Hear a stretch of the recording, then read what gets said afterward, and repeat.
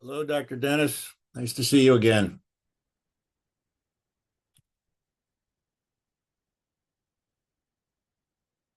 It's a good study, and there's been some. Hello, Yeah. Hello, Dr. Tana. how are you doing? I'm doing great. Awesome. Yeah. Now now that we got you on, it's all good. Yeah. So, Soon it was snow in Nevada too, I guess. uh, I don't, not where I am. It's Yeah. pretty nice here. Yeah. The snow is going to places it never went, so Yeah. Well, no, we're only an hour from, ski area, so right, yes. we get a little Now bit. you can hear me. A lot You can here. hear me now?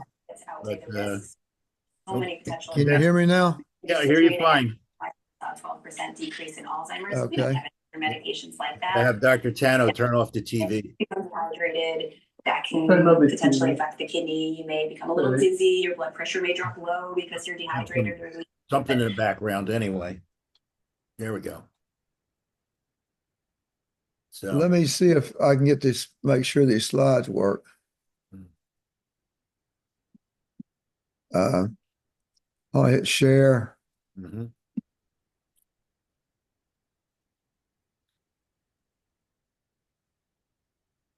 Can you see that? Yeah. Just need you to, when you're ready to go, hit the slideshow so it covers the whole screen. Now, if I do that, can you see it? Yeah. Yeah, we see it fine. We're getting the speakers version, so we're seeing the next slide also. So I don't know if Let's see. I don't know how to fix that. We're on slide 77, 71, I think. Are we supposed to start with products first and then go to the thing or not? We could talk about some products if you want before we start. Or talk about them at the end, You can which is better. however you want to do it, it's fine. So, but from the last time we had you on, we now have the CME credits, as long as we don't trip So up CME gods. let's see. Now, if I do.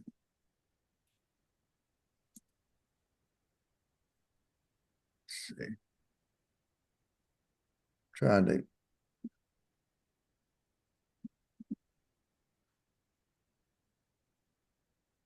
Now let me. Okay. Okay.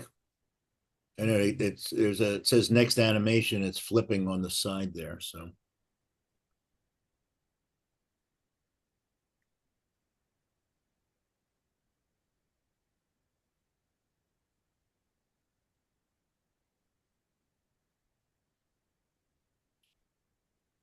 Okay. That's the first slide. We're good to go. Now, how do I? Yeah, but it's not moving the one on the left. Yeah, I'm not sure. Let's see. Try display settings maybe over here. Or it might be one of these things down at the bottom here. It's moving the slide on the right, but not the big one. Let's see. We got to find the young guys here. Stefan, you know how to run this thing. What's the problem? He's got the double thing, and it's only the next It's slide. stuck on. This is all. Yeah, I see that. Let's see. Stuck. I never used that. Now you can see it, right? Yeah, PowerPoint, yeah. you got sort of a double. Yeah. Is that too small? If you hit the that little box there in the upper right, the middle thing, the box. Share. No, up a little higher. Yeah, that right there. Stop share. No, you're not going to stop share. That's just going to make the screen bigger.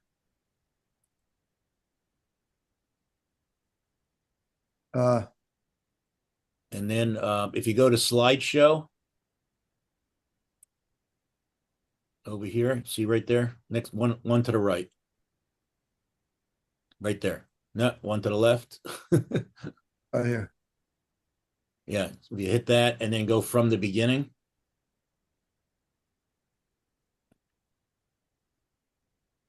Okay. Yeah, we still got this sort of double thing here. I'm not sure what that is. Seen that before.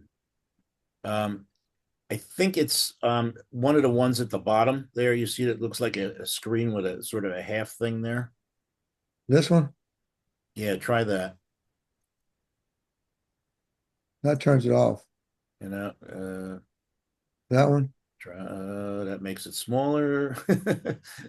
uh, try the one to the, you know, try the yeah, try them all. Go there. Let's see what that one does. If you hit that, that's me probably. Yeah. okay. How about the second from the left? Oh wait, go back to that where you were. The one that you were? No, the second from the right. The little video thing there. That, No, not that. Not that. Not that. The next one. this, That one there. No. that's the camera. That means Okay, go to the right oh, one. There was something, a window popped up. Yeah. Try hide presenter view.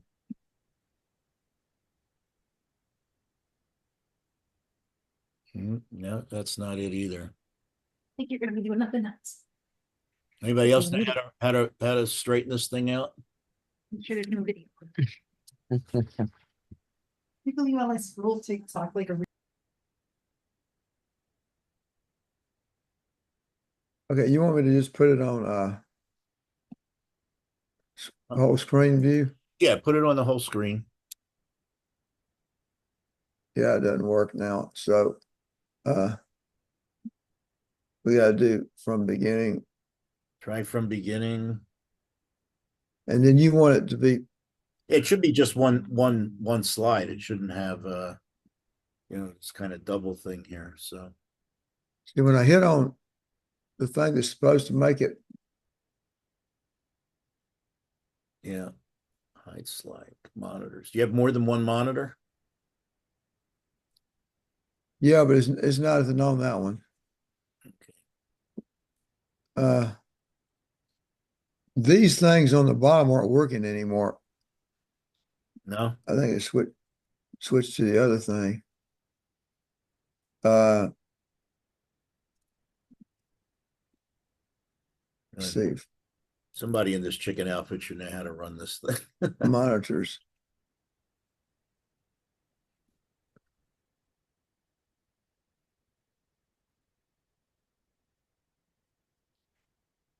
There. Share is you're gonna send it to somebody else. I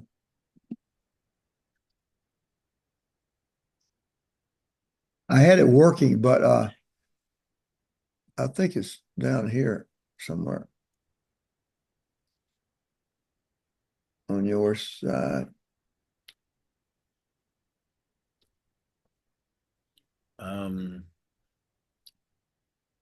See, when I push the button that's supposed to work, it doesn't work.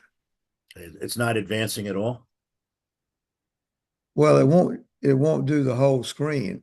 And it Right. was working before, now it doesn't.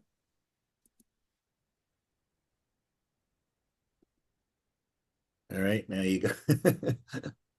It's like the Avance. Okay, so that's not big enough, right? Yeah. Well, I mean, it's big enough. What about view? If you go to view, maybe if you go over there, maybe Dr. Nario's just showed up. He'll know what to do. He knows everything. You All right, Dr. okay? Nario, we need your help. How do we get the single screen here?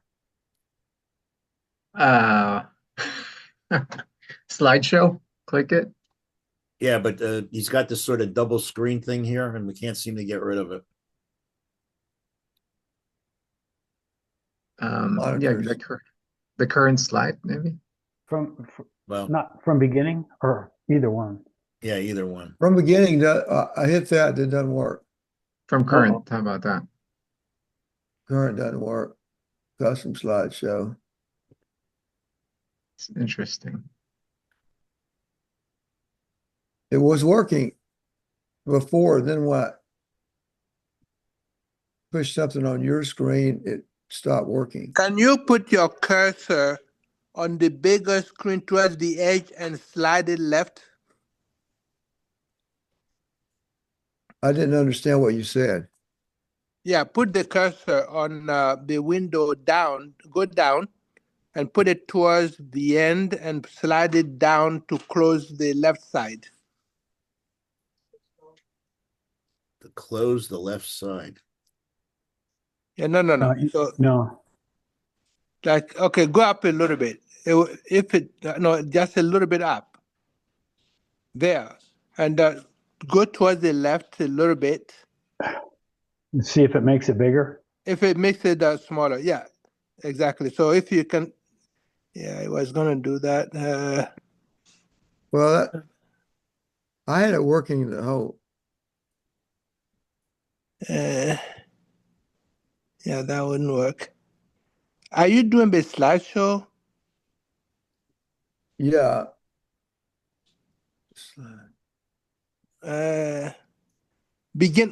Click on from the beginning. Click from the beginning on your left. Right, click there. I did. Nothing happens. That's weird. What about, Dr. Tano, what about on the upper right by the X? If you hit the square, will that make it bigger? There you Yeah, go. probably. Yeah, I should, but Okay, and then, Now that's bigger, right? yeah, that's bigger. yeah, I thought you could slide the left hand side of the bigger screen to the left, left. and then it would close the left side. But I don't know. No, go on to the bigger picture till you get that, and he's saying slide that to the left. Yeah, if it sometimes it gives you a little, like, yeah. And yeah. All right. So that's big enough, right? Yeah, I think we can see it. Yeah, we can see it. All right. So this is the video. Okay, Oh. yeah, we can see it. I think it was just there. To your health. Okay. All treatment rendered by hospitals, doctors, and medication. The air you breathe is 2 times more important to your health than your genetic code. That's extremely powerful because if you fix your air, it's twice as effective. Right.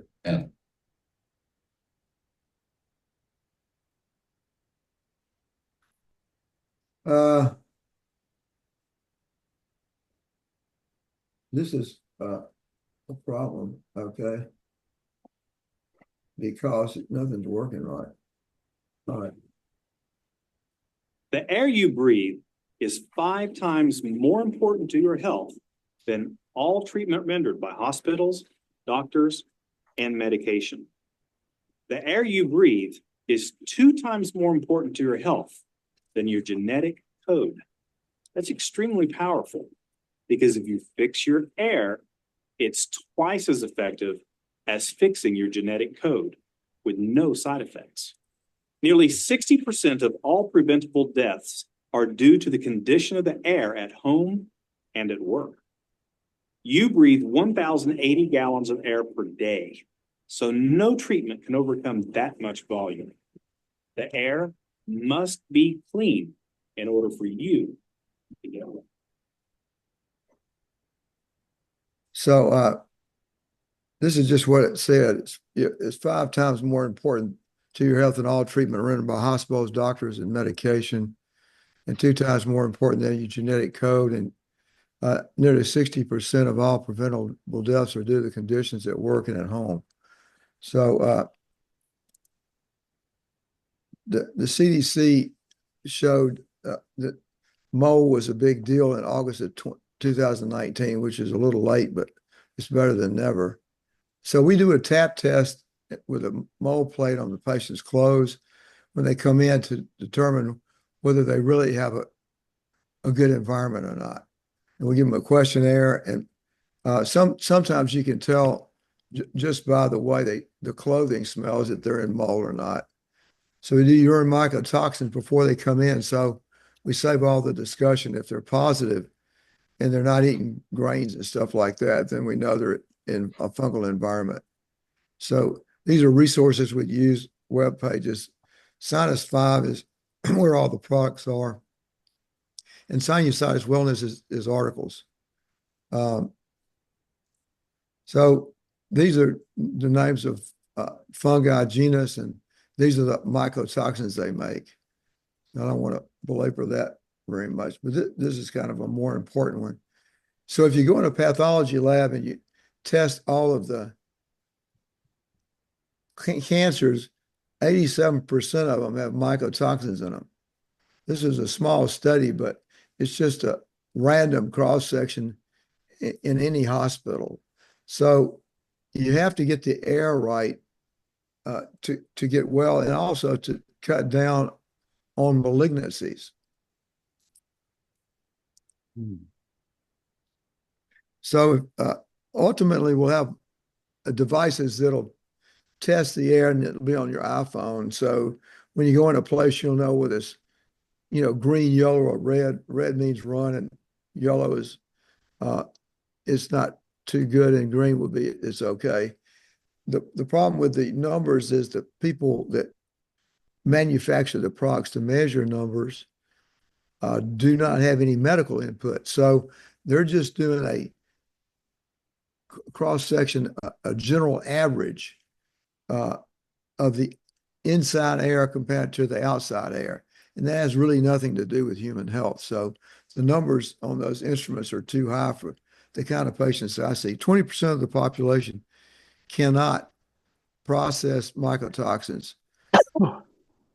80% can, but that doesn't mean it's used to stay in it.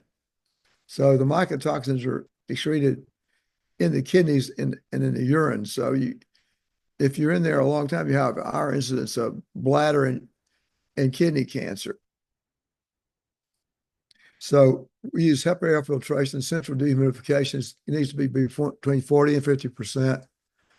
Lower is not better because the sinuses don't function well below 40. You get too dry. And we do a central bipolar ionizer, and I'll show you that in a minute. And do April Air 5000 filters, which are, they use electricity to decrease the particle count instead of, it puts less friction on the fan, basically, instead of having a really thick filter. And you can't have any fiberglass in the system. Fiberglass is like a cotton candy for fungus. So fungus grows all over fiberglass. And so when the fiberglass hits the sinus and mucosa, they have an intense eosinophil reaction. I'll show you what that looks like. This is the latest technology that Israelis invented this thing. It's called a D6 stereonizer. It's self-cleaning, and all the rest of them aren't. So nobody's going to clean these things out anyway. So these are the electrodes, and what happens is it creates a trillion ions per second of positive and negative ions with no ozone and no hydroxyl. That's important. You can't have ozone or hydroxyl.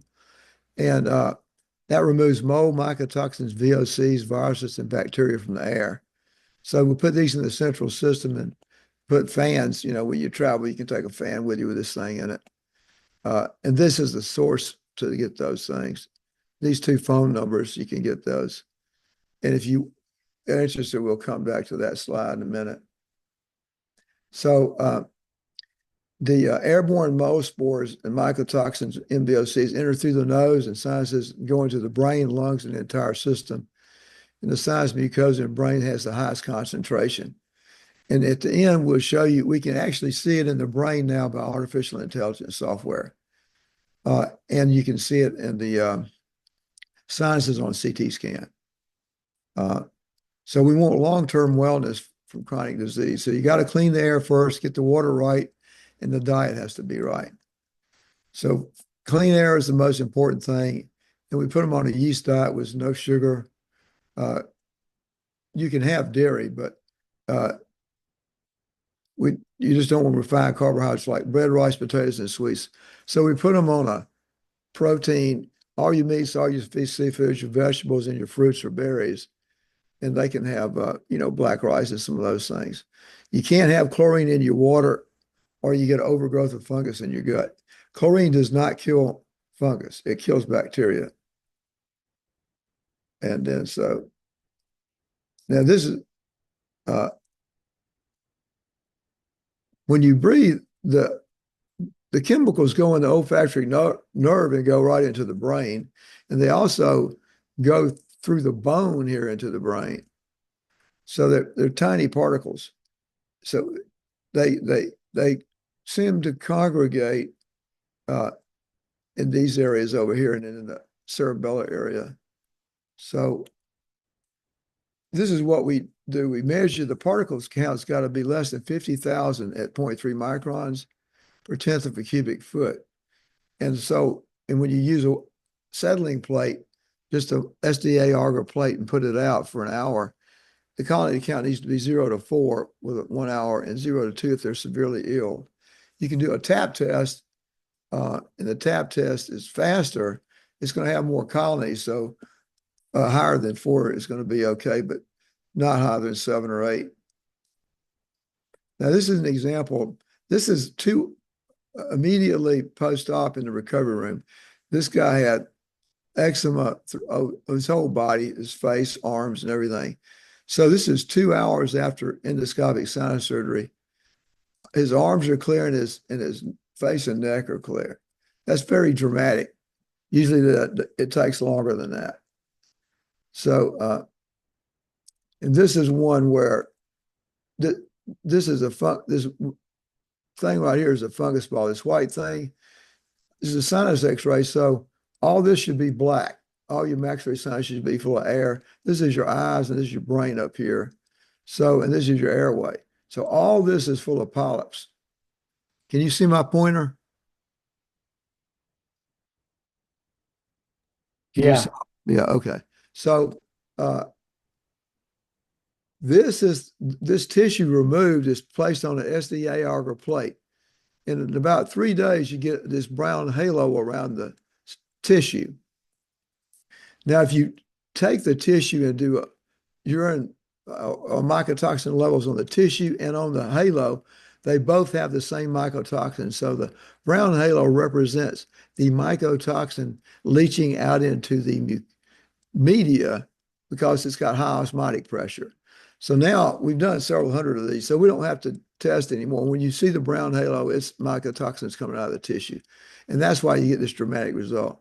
So this is what she had. She had a heart transplant when she was 3 months old, and she's 25 now. So 25-year-old girl, this is her legs. And she has 4 dermatologists. This is the best they could get her legs with all the treatment. So once we cleaned her sinuses out, this is about 6 weeks later here.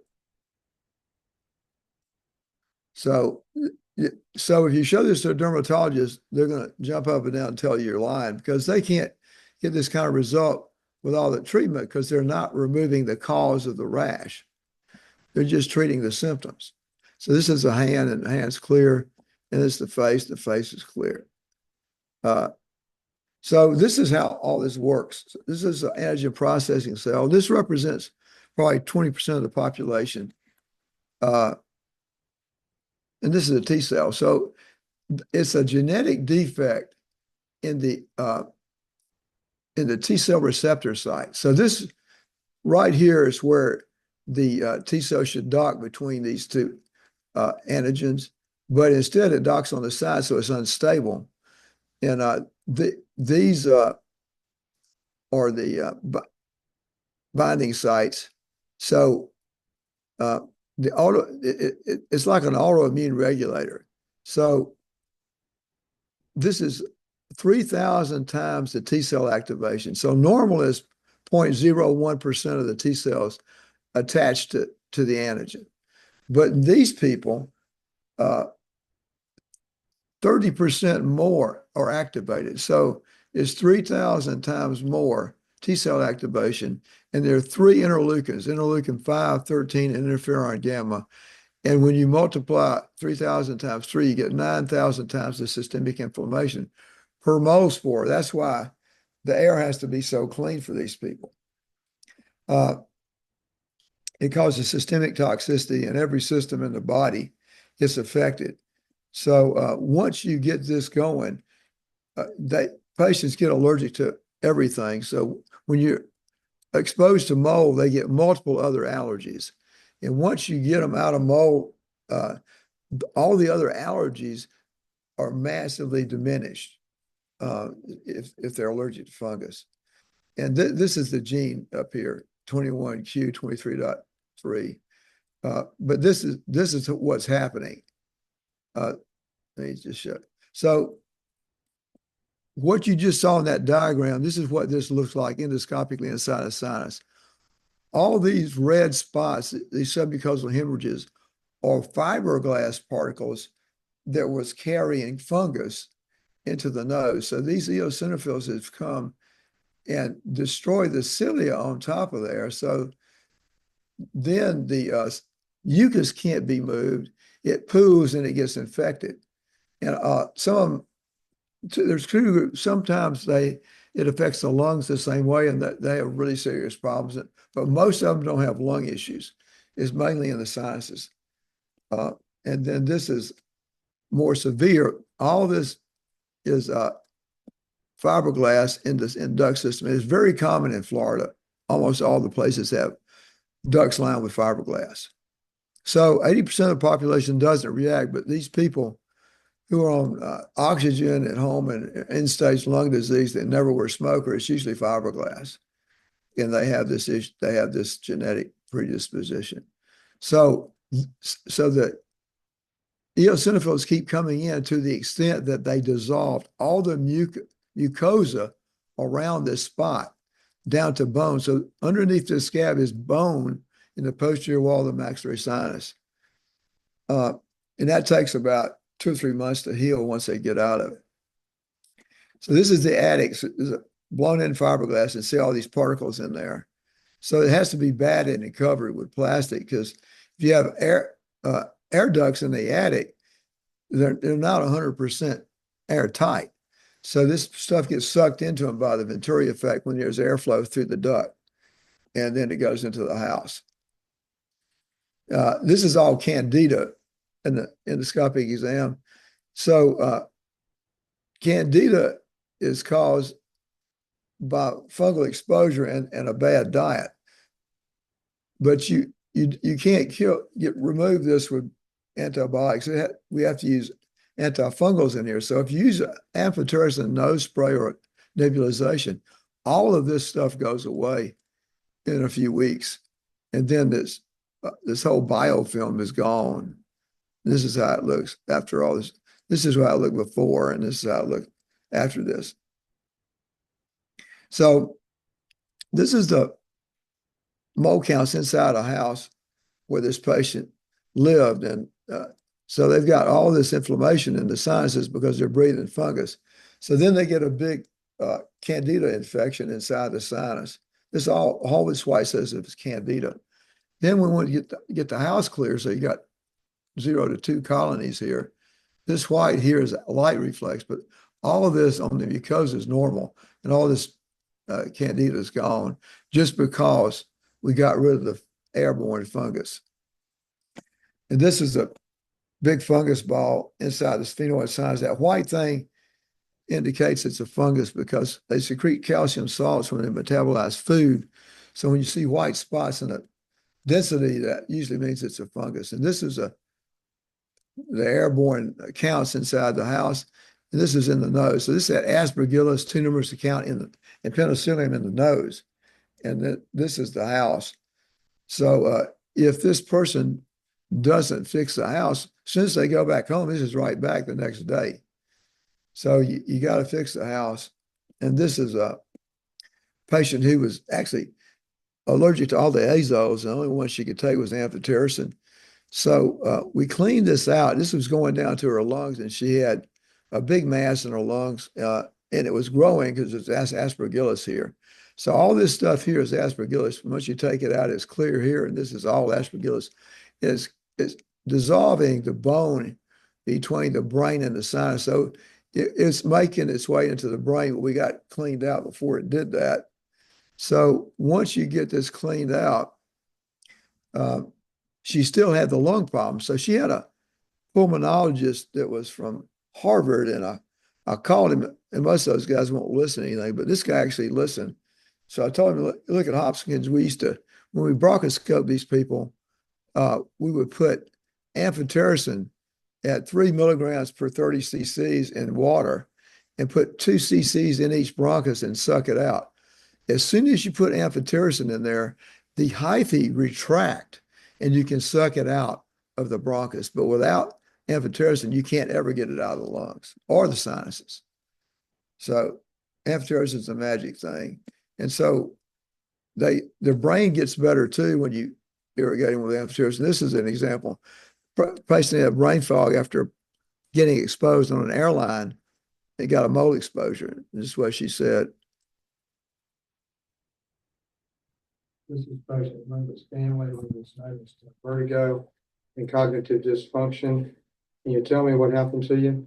I was on an airplane on Thursday, flying 2 times that day, and later that night, early the next morning, started feeling dizzy, vertigo, fuzzy head, impact on my sinuses. And then what happened to clear it up?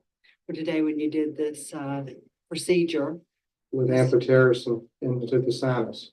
it immediately cleared my head.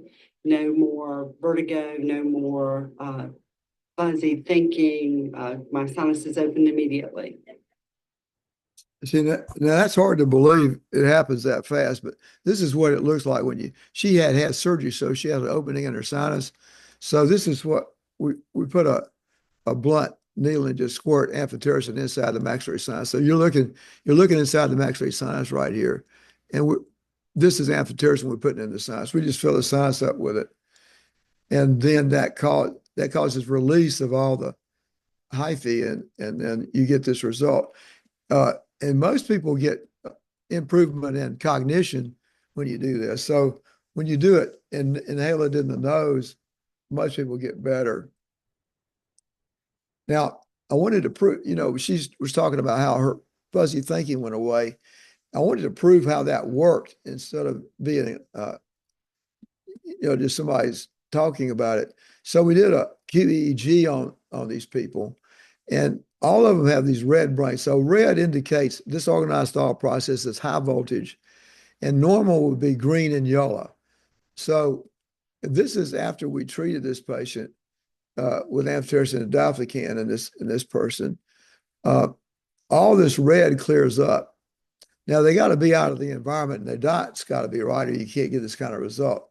But this is what that patient's brain would look like after the amphotericin went in. It changes pretty dramatically with a QEEG. And then this is a hearing test called a P300. It means it takes 300 milliseconds for the sound to get from the eardrum to the brain. And when it hits the brain, the red and the green line cross, and that should be at 400 milliseconds. 300 milliseconds, excuse me. So this one was 416 milliseconds. It's longer. And this one, they never cross. So I noticed in the clinic that when you're talking to these people, nothing's happening upstairs. So I make them write it down, what I'm telling them, or else they're not going to have good cognition and retention of what you're telling them unless they write it down. Then they own it. I was just wondering why they all had problems, so I just proved why they had it. They got a delayed, it's a delay for the sound to get to their brain, so they're behind what you're talking about. And so this is a patient that she didn't want a picture to be shown, but this is her sinuses. She didn't have really bad sinuses, but she had this. And when we took this out, this tissue here had aflatoxin and ochratoxin in the tissue.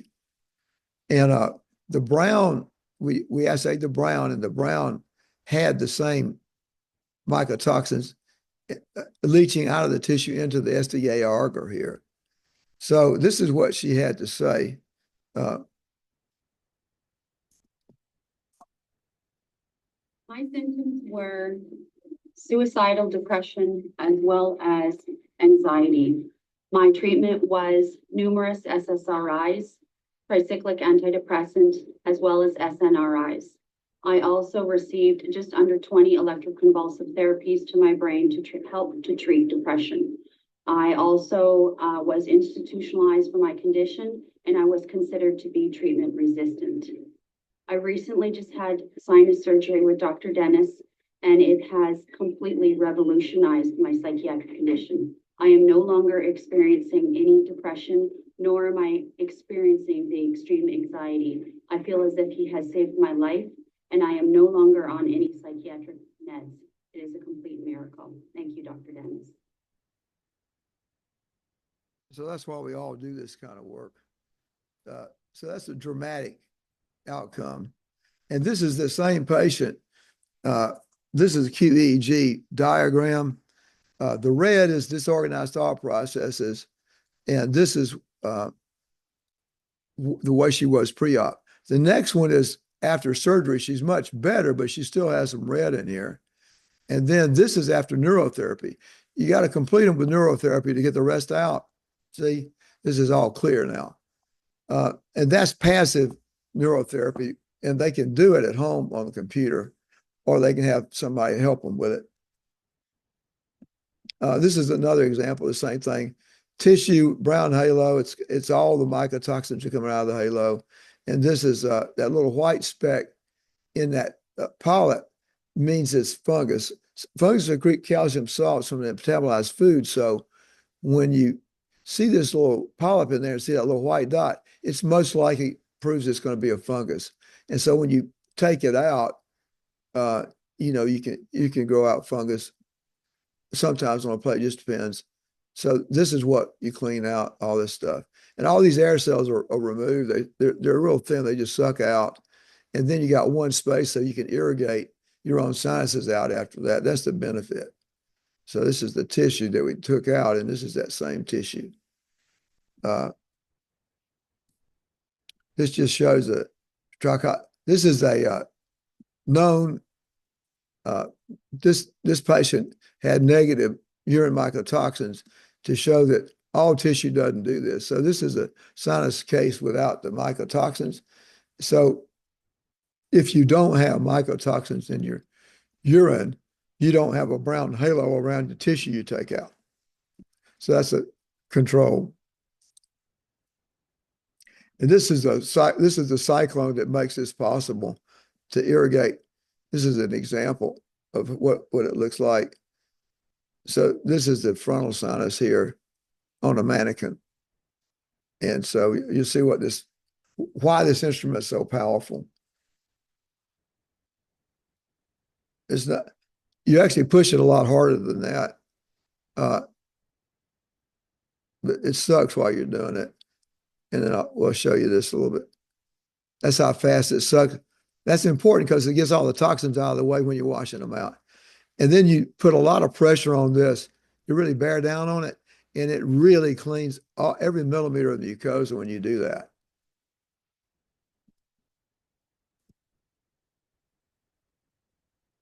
So this is the before and after. This is what this patient looked like, and this is like a month later. A massive change in the way she looks. Now this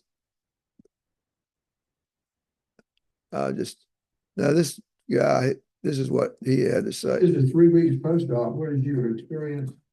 Well, before my surgery, I had a bunch of floaters floating around my eyes, and my vision was, pretty blurry and sort of discolored. And post-surgery, my floaters are gone, and my vision has gotten a lot clearer. My energy level is now a 7 instead of a 3 before surgery, and my brain function was a 3, and now it's a 7, and gradually getting better. Thank you. All right, so, and this is another, so this, you can see all this stuff in here. He's got the white stuff in there. These are air bubbles, so these are live organisms in there making air, just like people do. And so this all should be black like down here. So this was a big fungus ball in here. And after we got that out, he had an interesting experience. Hi, I'm Robert Taylor. I'm a patient of Dr. Dennis. I had surgery yesterday to clear my sinuses out, remove some polyps. What I want to probably say first is how I felt before, which is very difficult because I could not explain how I felt before. All I can say to describe my feelings, I was in this constant state of fight and flight.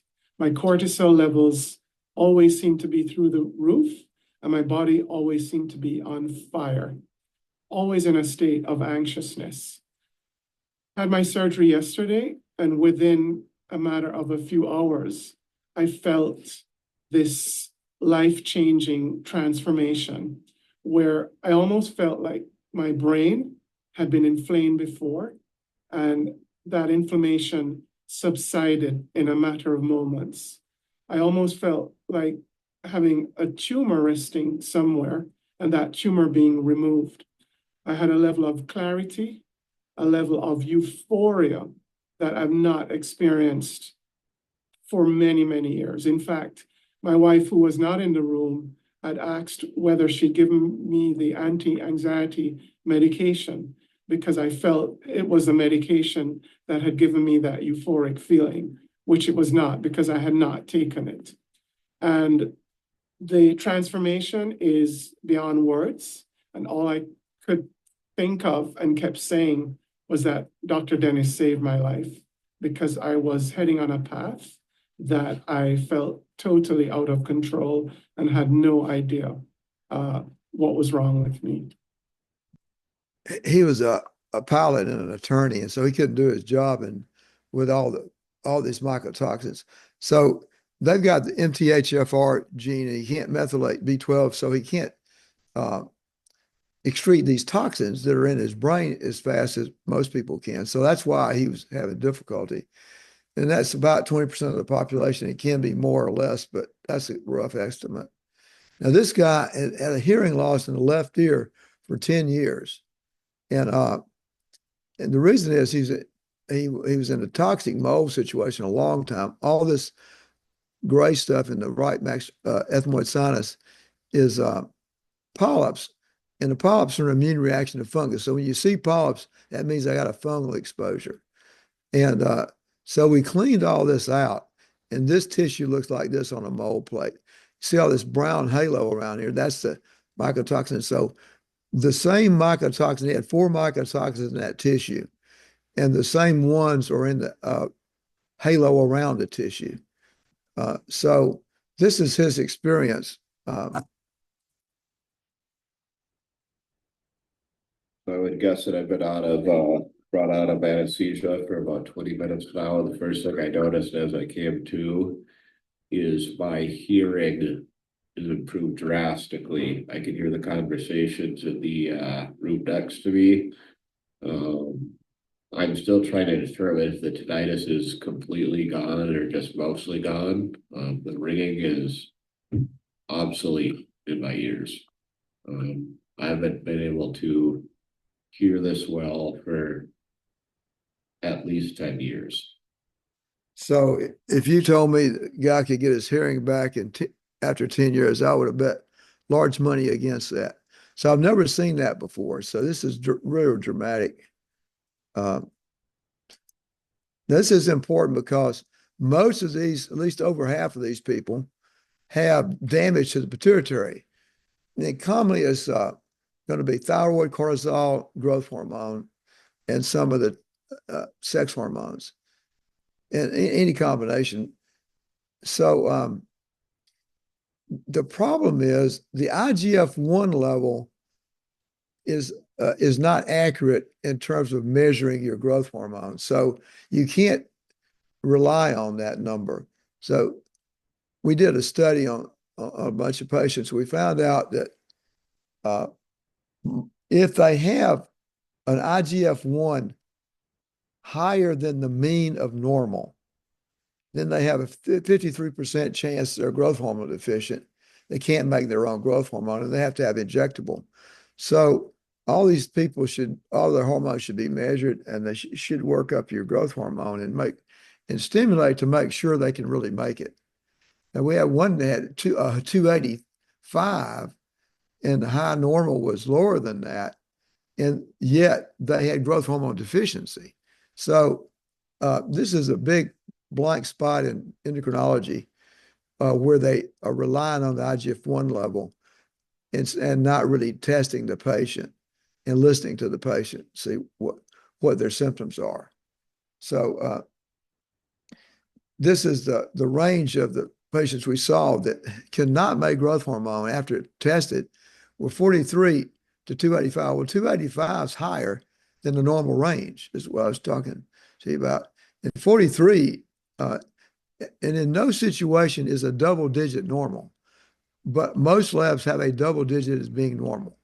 That's like saying one leg is normal because you can still hop.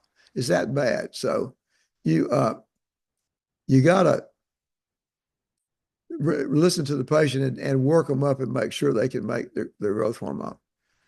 So it's really important.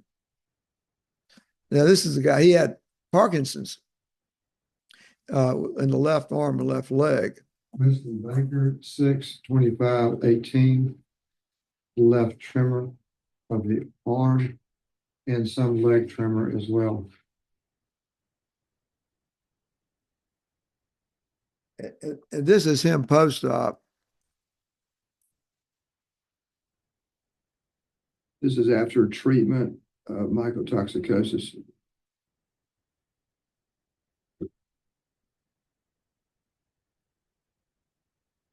So,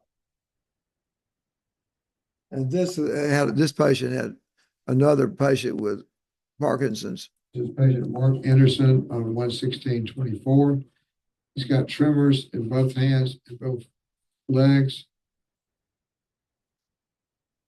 Now that's the best he could get. That's the best he could get with maximum medication. And this is him now. Just post-op 3 weeks.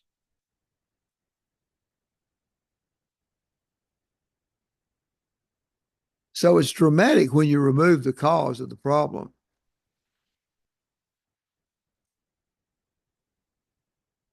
So, and this is his mole plates. See, his house was really bad. We wanted 0 to 4. These are all high, and all these plates are high. And this is what came out of his sinuses. See how much huge amount of mycotoxin, that brown stuff going into the media, coming out of that tissue. So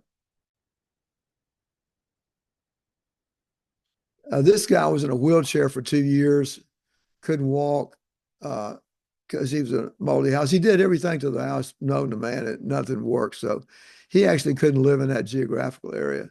So this is tambourine, fibromyalgia, muscle weakness. Now go backwards and then sit in the chair. So he was like that for 2 years. And then after he did everything known to man, I just told him, you got to go to the beach. And he did got a new place on the beach. And that's what it looks like after that. Hi, I'm Tim Green. I'm now living on the coast of North Carolina, and I'm living right here on the water, where there's no grass, no trees, just the breeze off the ocean, and I'm doing so much better. My health is tremendously better now because I'm living where there's a 0 mold count. That's made all the difference in the world in my health. I had severe headaches. I was in a wheelchair for over 2 years, living in the mountains of North Carolina where it rained all the time and there was mold and trees everywhere. But now living here where there's a 0 mold count, I'm healthy, I'm walking again, and praise God, life is good. Thank you, Dr. Dennis. So this patient lived in a trailer, and cat died and got leg paralysis just like the patient did. And then we got her out of the trailer and gave her antifungal. She didn't need surgery, but this is what happened to her. This is Jennifer Parrish, who had severe mold exposure in a trailer. and has trouble walking. She has paralyzed left leg and inability to evacuate her bladder or bowels. And she's had 3 episodes of this after living in a trailer where her cat died and got leg paralysis as well from the mycotoxins. So this is, or about 6 weeks later, got out and did all the usual treatment. Jennifer Parrish on 11408. Patient had right eye paralysis and right eye blindness. Now she can look all the way to her nose, and she couldn't do that before. She had left leg paralysis. Stand up for me. She can walk easily. Go back that way. With her left leg, she can support her weight on the left leg. Lift up your right leg. Lift up your left leg. So she's got all her strength back, and her neurogenic bladder is over, so she can urinate properly. And she had a mass around her spine, which has gone away. This is all on Sporanox and vitamin supplementation, and her vision's coming back while they're chelating her for heavy metal. Okay, this is important because you see how quickly somebody can get sick again. So this is a guy that has a hard time walking. This is the best he can do, walking. He can't pick his legs up. This is after I got through with him. All right, so in this, he comes back a month later and gets a moldy rental car at the airport. And within 30 minutes, he's almost as bad as he was before.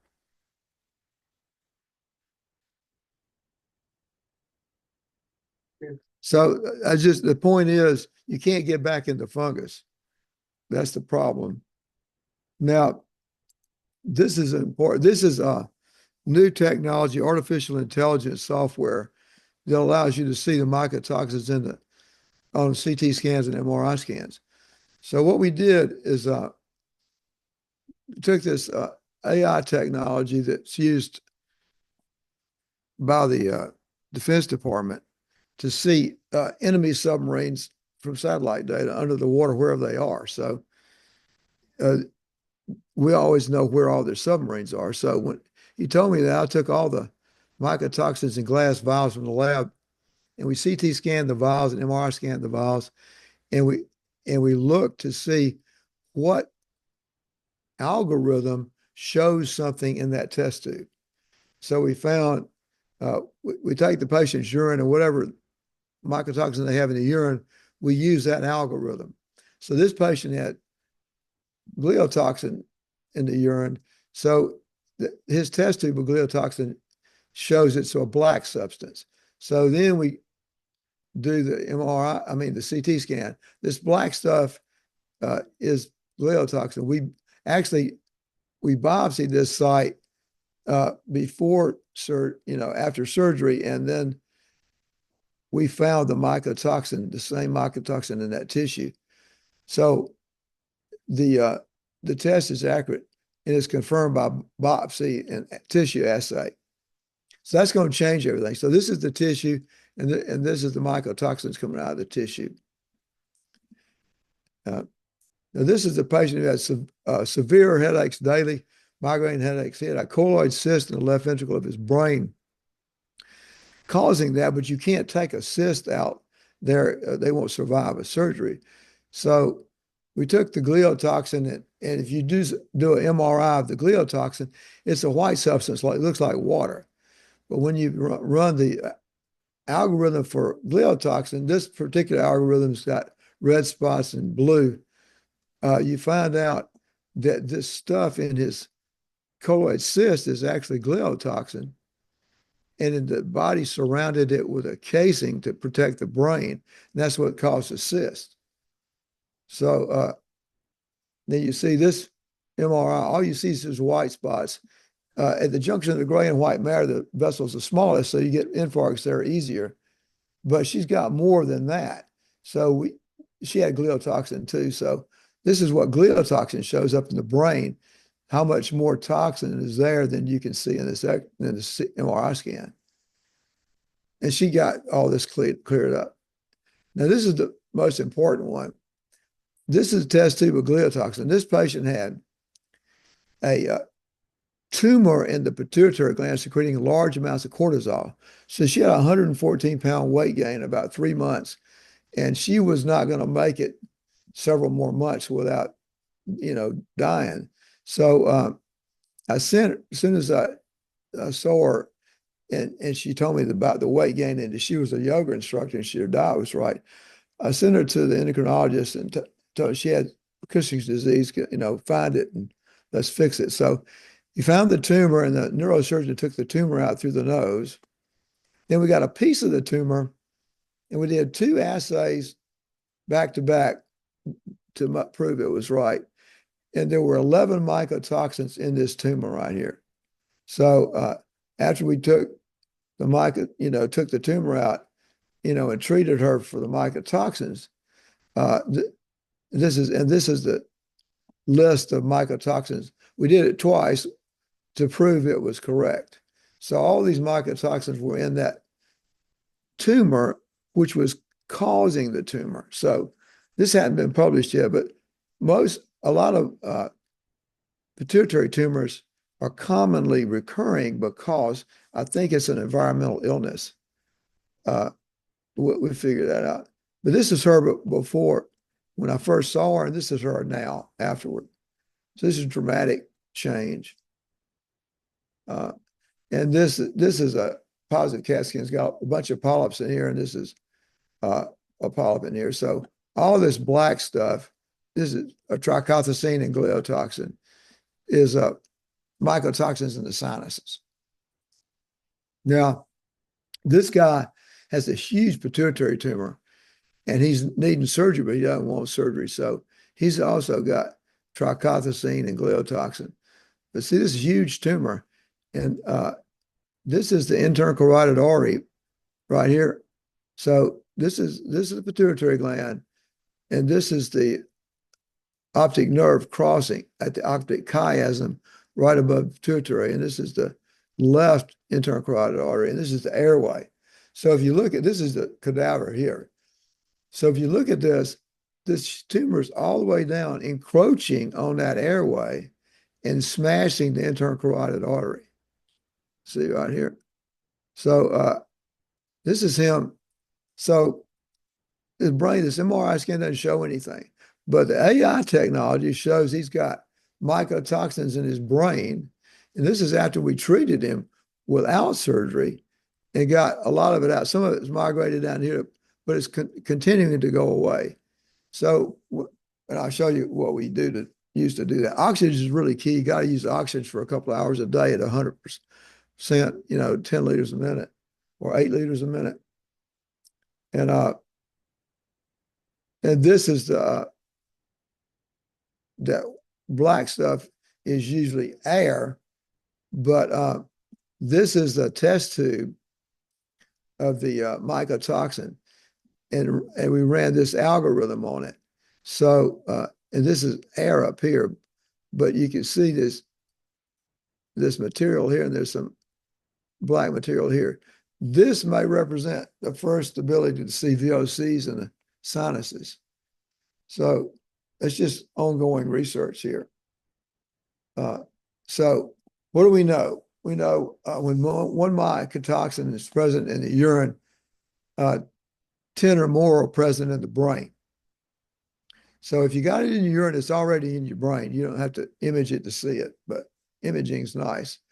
And some pituitaries are likely caused by mycotoxins since they're found in pituitary tumors in high concentrations and are known to be tumorigenic. Pituitary tumors have a high recurrence rate. So airborne mycotoxins enter through the nose and randomly distributed through areas of the brain. And they can be removed from the brain with a combination of environmental, medical, and when indicated, endoscopic surgical techniques, and amphotericin, using amphotericin or voriconazole with a cyclone and irrigation.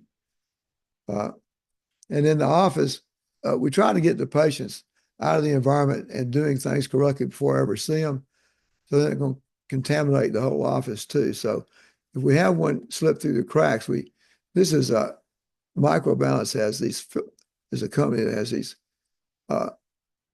foggers that you put EC3 in it. We'll tell you about that later. But anyway, you fog the patient in the gown, and this is what it looks like. Fogging.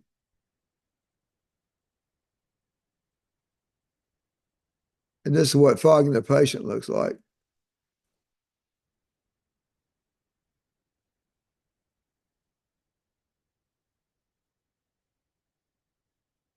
So when you breathe this stuff, it actually makes you feel better. You can drink it. It's non-toxic, but it's just, it does get rid of mycotoxins and fungi on the clothing. So you can actually see the patient. This is another example of fogging. You actually have to pick this up and move it around to fog something. So this is the differential. Greater than 90% of fungal load occurs in the air on the belongings. So we take a history and do mold plates, and if it's 0 to 2, it's what we want. But we do a tap test.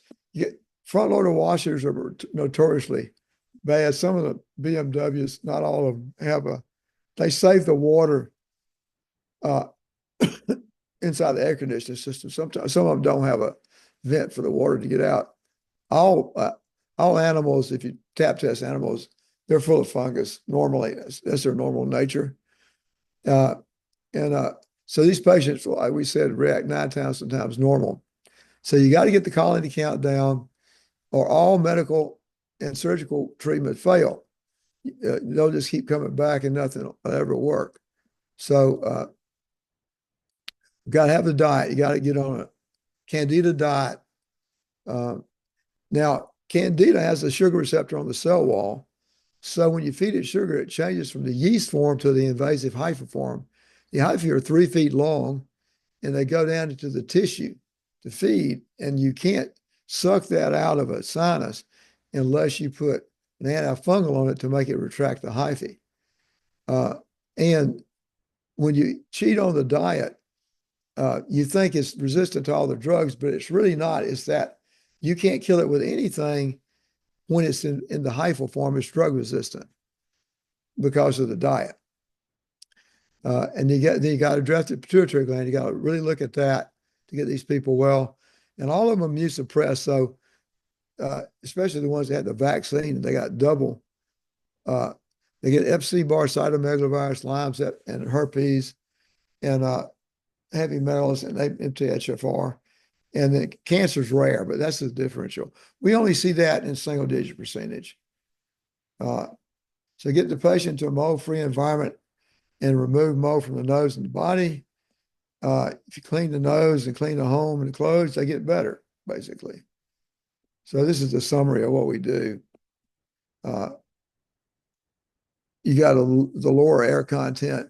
We use HEPA filters, EC3 fogging, and EC3 laundry, and saline nose washes with citral drops, amphotericin nebulization. And we knock out the yeast first with dofecan and nystatin, and a probiotic, and then we switch them to itraconazole and use them, put them on that for a few months. But none of this stuff is helpful unless you get them out of the environment first, because you're breathing not 1,800 but 3,000 gallons of air a day, and you can't beat 3,000 gallons of air washing your nose out with 8 ounces twice a day. So it's like trying to dry off while in the shower. Nothing's going to happen. I'd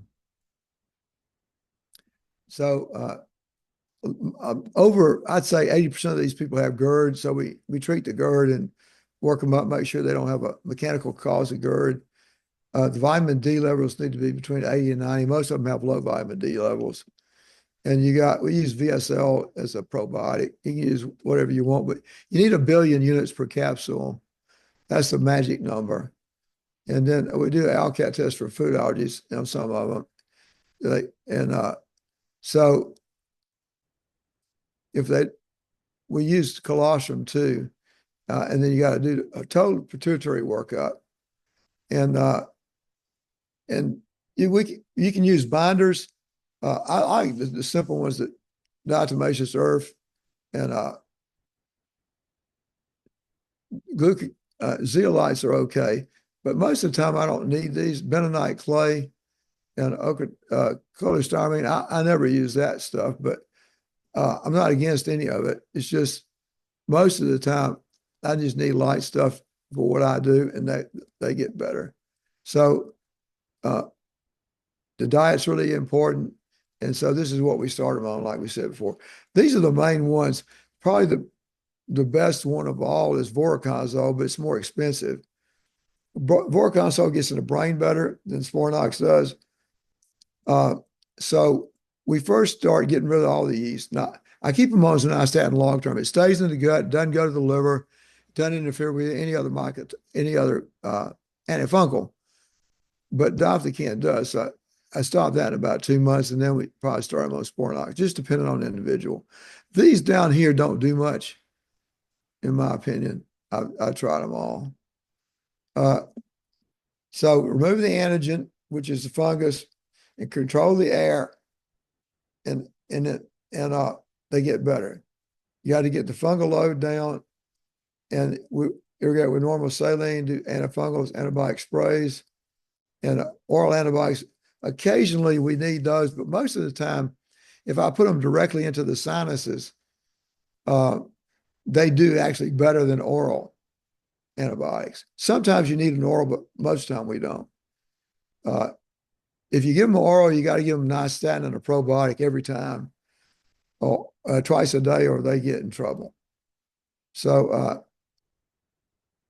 immunotherapy for IgE and IgG specific molds is helpful. And then MRV is mixed respiratory virus.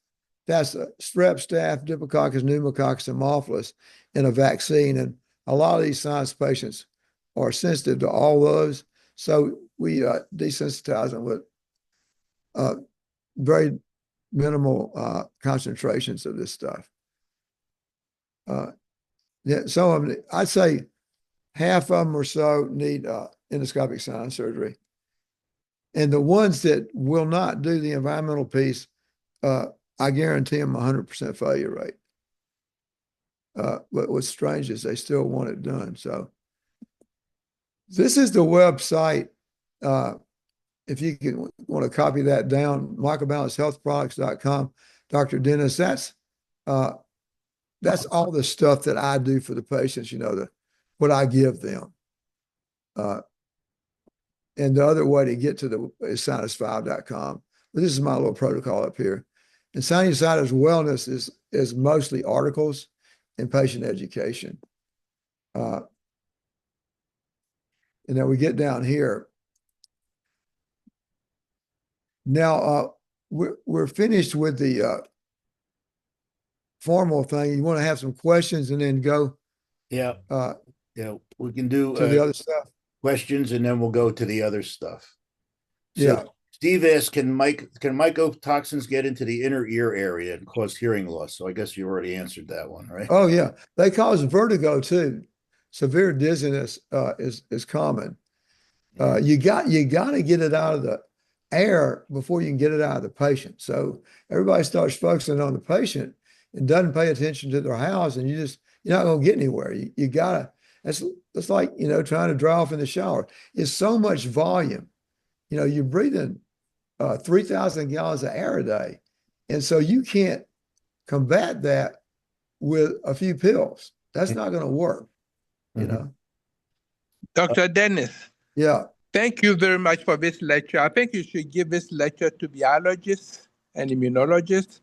Have you done any presentation for the Quad AI or ACAI or any of that's one small question, but I have a question for you. No, but I'd like to. Yeah, I think that would be really great because this is what we treat every day. We see sinusitis, and most people don't realize how much mycotoxins contribute to this sinusitis. I do exactly what you're doing, but I think I'm under treating. I do diflucan, give them an antibiotic combination with diflucan to try to get the candida out of their noses.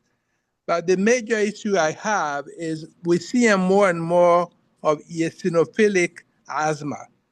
And they're using biologics to treat the eosinophilic asthma. There's a reason why the eosinophils appear in the lungs. Could it be simply because of the candida or the yeast? I mean, all of those fungus growing in the lungs or from the nose to the lungs that is driving the eosinophils to be present, and now we just kill them off. So you remember the picture I showed you of the sinuses? Let's see. I'll just, okay. See this? Right. These are all eosinophils. This is inside the sinuses. It dissolved all the mucosa down to bone here. This is the same reaction that is in the lungs. So you can have somebody who has no sinus trouble, has only lung trouble, or they have both. Right. Or one or the other. If they have lung trouble and the eosinophil count is high, it's more likely than anything that they're in a fungus environment. Yeah.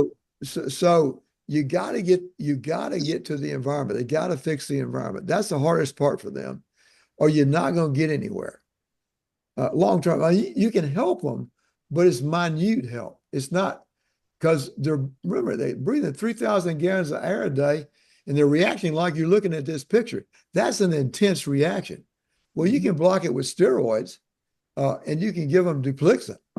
And yes, that does work. It stops the immune reaction, but they're still full of mycotoxins. Right. We haven't done anything about that. Right. And the mycotoxins are in the brain, and they totally destroy the brain. So the cognition's down in most of these people, and energy levels down. I just ask them those two things. What's your score? 1 to 10, your cognition is 10 normal, and what's your energy score? And that's how you can score their pituitary gland and how much there is in their brain. They're pretty accurate with their description of what their energy level is, and then what all the neurological symptoms are, especially, they having hearing loss, ringing in the ear, vertigo. All that is common with fungal exposure. So the treatment, in terms of a treatment with the antifungals, how long would you say would be optimal? You said months? Well, okay, let's go back to the environment first. Let's say they're still in a moldy environment. You can give them a truckload of antifungals for 100 years. It's not going to work. You'll knock their liver out before you do anything. So yes, it will knock it back. It will help them. But if they're still in it, you're not going to have a long-term result. And then you risk getting resistant strains of fungi because you can't kill them, because she's breathing more than you're killing, basically. So I give them probably 2 or 3 months worth of the stuff, but I really don't start heavy doses of that till I get them in a safe environment, because I'm kind of wasting it. You're putting pressure on the liver, for one thing, for no reward when you do that. So there's 2 companies that I use and trained on the human health side how to do things. And a lot of the remediation companies get taught by people who have no training in human health, and they do a lot of things correctly, but they all do some things that are not right and don't get the ball across the goal line. So the solution to that, I don't know, but this ionizer is really helpful, getting the colony counts down. And yes, give them antifungals, and get them on the right diet. If you get the air right and the diet right, everything you do is going to work 10 times better. And you'll get really good results, unless they've got a lot of stuff hung up in their sinuses and they need surgery. Half of them need surgery, half of them don't. You can help all of them to some extent. Do you give courses to other ENT physicians? Because many times the patients have had multiple sinus surgeries, and they still have a recurrent sinusitis, requiring surgeries, and they keep on doing the surgeries without the appropriate treatment. So, well, so the problem is it's hard to get physicians of any specialty involved in getting the patient's environment straightened out because they don't have access to who is the right person to get to do it, because getting it done wrong is a bad thing too, because you waste a lot of money and you don't get the ball across the goal line. So it's an environmental illness, and what really needs to happen is universal environmental health training and how to do things correctly. That's what's really missing. Now, I'm not saying there's no company that does it right. I just hadn't seen one yet. right. So I know that's the hardest part because we're in medicine. We're not environmentalists, you know. I had to get that way to get anybody better, and learn all about it. But to get a doctor to get involved environmentally is not going to happen unless they're kind of unusual. But even if they could just move out into some place that they know they're getting better in, that's a big step. And then get this ion fan I showed you, because it makes 1 trillion ions per second, and it removes mold, mycotoxins, and VOCs from the air, not the contents. But if you got 6 feet of water in the basement, that's not going to help you. So, you know, you got to do the best you can. But yes, all the things you're doing are important. They're worthy, but focus on the nose. They need to irrigate their nose out with distilled water and a saline irrigation. And we put citral drops in there, which is one of the things that we use on our website. Or you can put SSKI, you know, supersaturated potassium iodide drops in there when they're infected. Do that, and then there's this thing called a Reno Sprint, RINO Sprint. It's a small nebulization device just for the nose. It does 1 nostril at a time. So you put 2 cc's of amphotericin in there, and amphotericin is mixed at 3 milligrams per 30 cc's of water, not saline. It won't work in saline. And so voriconazole is mixed with 12.5 milligrams and 30 cc's of water. Oh, distilled water, because yeah, water. yes. So, that's right, not tap water. You know, Not that water, yeah, because distilled water. Yep. That water is full of chlorine, and so now you just do the math. If you're going to do a liter, you know, just do the math and see how much you got to put in there to equal that. And but those 2 things, if you do one or the other, voriconazole, amphotericin, have them irrigate with that. And you can also use voriconazole in a nebulization, you know. And so you irrigate first and then you nebulize, and do that twice a day. That helps more than any other pill on the planet for the sinus part. So what people do is they give them antibiotics with no yeast protection. And so they're overgrown with yeast to start with, and the gliotoxin is high in their urine because of the yeast.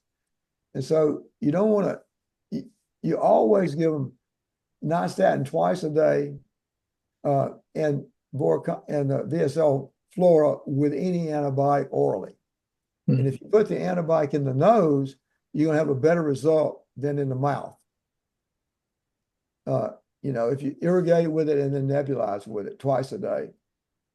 Yeah, that's interesting, because I know SSKI, potassium iodide, actually kills fungus. That's right.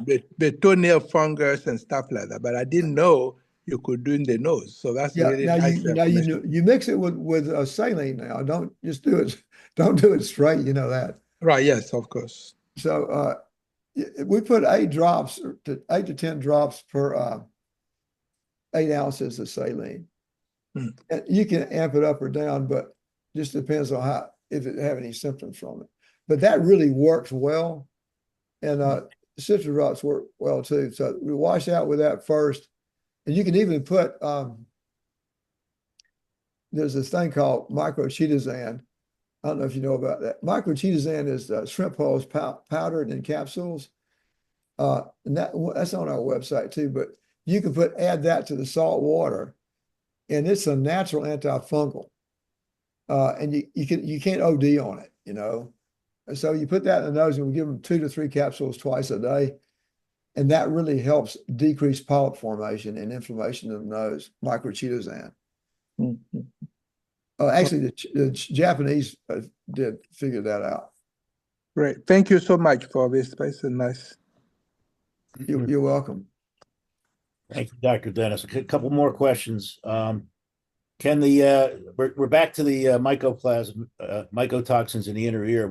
Can that cause a dark black phlegm?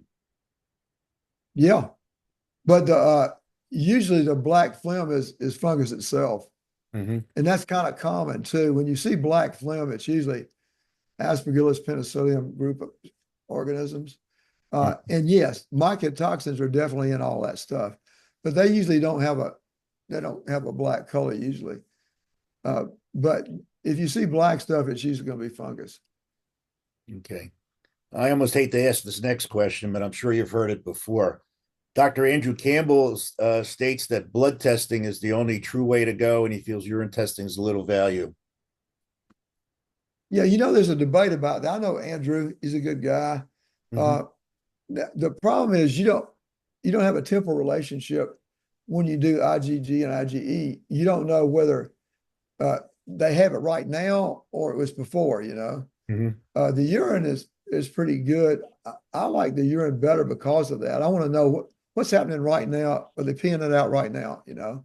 Yeah, my understanding is that the urine tests are newer, fresher infection. It's a 1 to 3 day infectious versus a longer term for the IgG and the IgA. I think is what he's measuring, or IgM. Yeah. I mean, I don't have anything against that. It's just if I got to pick one or the other and not both, I'm going to do the urine because I know it's happening right now in the patient's environment. I know that for sure.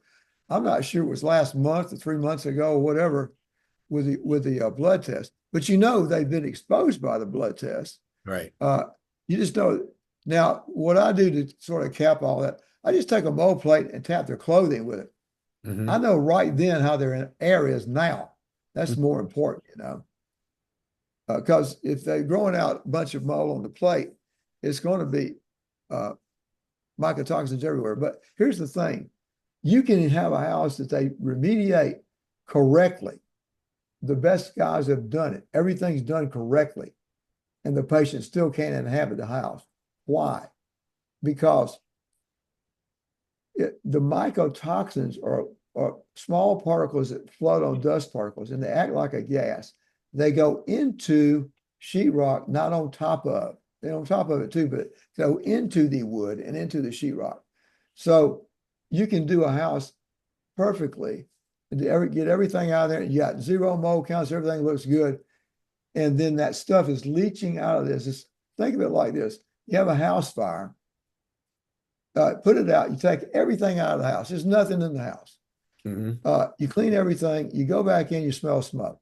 It's like the smoke. It's in everything. It's penetrated everything, but you don't smell it. And it leaches out over time. I used to not believe that, but I got this one patient. He did everything right to his house, and it didn't matter what I did, it didn't work. So I said, okay, what have you got from the moldy place in your new place? He says, I took my desk with me, but I took it outside, and we two times we vigorously took all the drawers out. We cleaned it. We scrubbed every inch of it twice, and we dried it. We brought it back in. I said, I don't care. Just humor me. Just get it out of there and see what happens. He got well when he took it out of there. My point is, it's into the wood, not on top of the wood. And it leaches out later on. Now, some people, they get their house fixed, they're fine. They can live in it, no problem. But let's say you got a guy who's in a wheelchair and he doesn't know his name, okay? Don't stay in the house. Don't waste any money on the house. I'm not opposed to fixing the house, but get out of it into a safe place so you know you're getting better. If you want to then address the house, do so, and be open-minded. When you go back in, if you start feeling bad, you're done. You can't go in there ever, you know. That's the way you have to treat it seriously because it's your brain. And you only get one of them. So you don't want to destroy it, you know, worrying about the house. Right. Would light, L-I-G-H-T, nasal probes be useful? And if so, what wavelengths? Light nasal probes? Yeah, I think, you know, like red light therapy or blue light therapy, something like that. You know, it might be helpful. I don't know exactly how it works or what it does, but I know that it's helpful in a lot of things. You can try it. It's not going to be the answer to anything. It might make them better, but you got to get the organisms out of the sinuses. And the only way you're going to do that is to get it out of the air, you know, because you got to stop breathing it.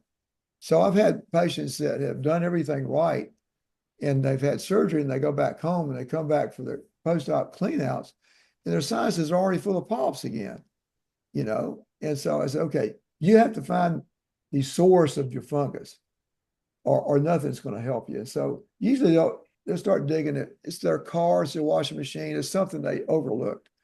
Once they discover it and get it out of there, then they get well. So I'm just saying you can block the immune reaction to it with Dupixent, but they're still going to get poisoned by the mycotoxins. You see what I mean? So long term, that's not an answer.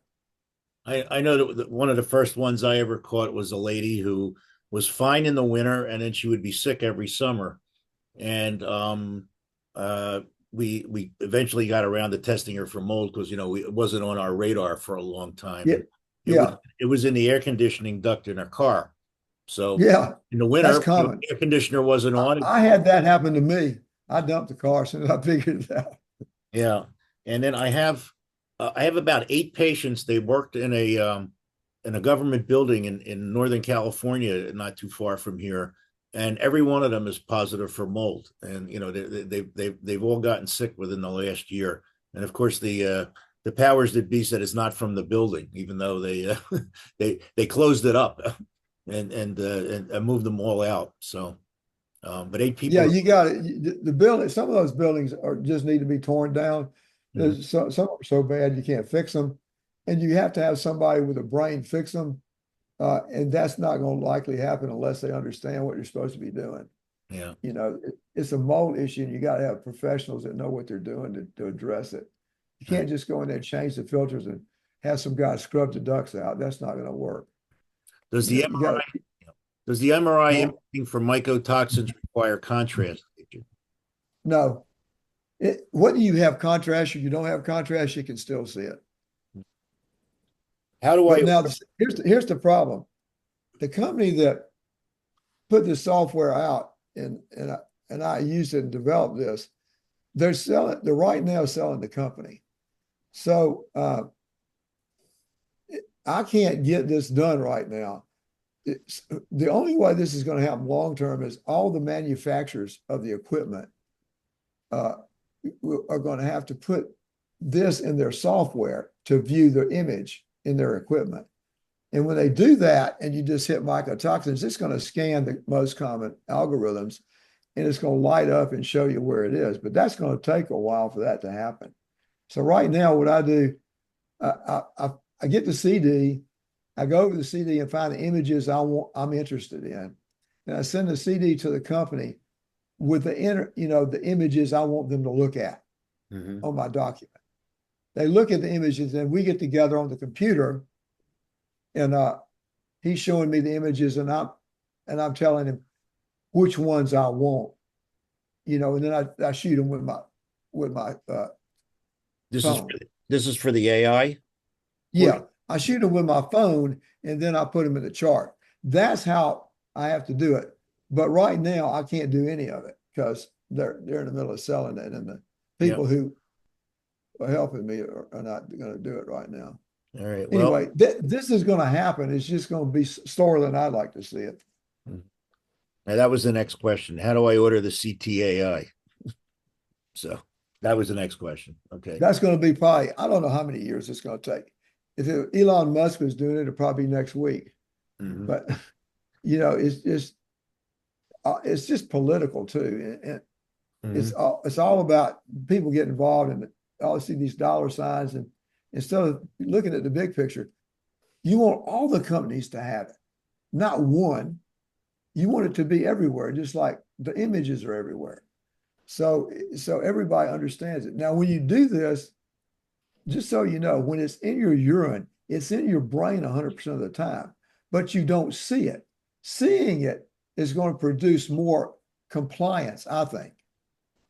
Well, I mean, who knows? People can see it in their brain now. They don't do anything different. But I would. If I saw it in my brain, I would get busy, you know. Dr. Aloy. Dr. Dennis? Yes. Hello? Yeah, go ahead. Yes. Oh, okay. I've been treating mold patients for about 10 years now, and mostly do very similar things to what you've discussed. We had a lecture by Al Johnson.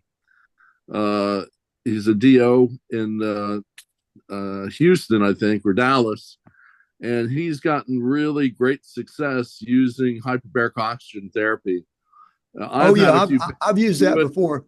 Yeah, and they get better much quicker than the amphotericin and mupirocin that I've been using. It takes 6 months to a year, my treatment, but with the hyperbaric therapy, they get better so much faster. I'm not sure what the mechanism of action is, but there's a guy down in New Orleans that does that. You know, he's kind of the father of it all. Okay. Paul Harsh, you know him? No, I sure don't. Harch. He started it all. What he did is he put the QEEG on their brain and figured out which combo, which pressure and which level work best with their brain, see? And that's a little bit more advanced, but it works better even. Yeah, 1.4 to 2.5 atmospheres. I think you start low to lessen the Herxheimer reaction. Yeah. And then you increase it. And you need a full metal machine. The canvas machines don't get as high a pressure, but you can get a cognitive improvement with the canvas ones, though. Yeah. Now, you know, you get dramatic. What you're doing is removing the mycotoxin from the brain. But remember, before they got in the brain, they're in the sinuses. So you don't want it to keep coming back. And remember, the sinuses have the spores in the sinus, and they're a manufacturing facility for more mycotoxins, even when they're out of it. So some of those patients, half of them are going to need their sinuses cleaned out to get a long-term result. Now, I'd say half maybe, but not more than that, you know, would benefit from surgery. But if you do the hyperbaric and they get well long-term, that's wonderful. They don't need the surgery. But if they keep relapsing, that's why. And they can't go back in their house, you know. You got to tell them. They got to Thank you for your lecture tonight. It's very illuminating. Thank you. You're welcome. Dr. Aloy wants to know if you could show the ionizer again and talk a little bit more about it. Yeah, let's go to that. I want to talk about that stuff because it's important.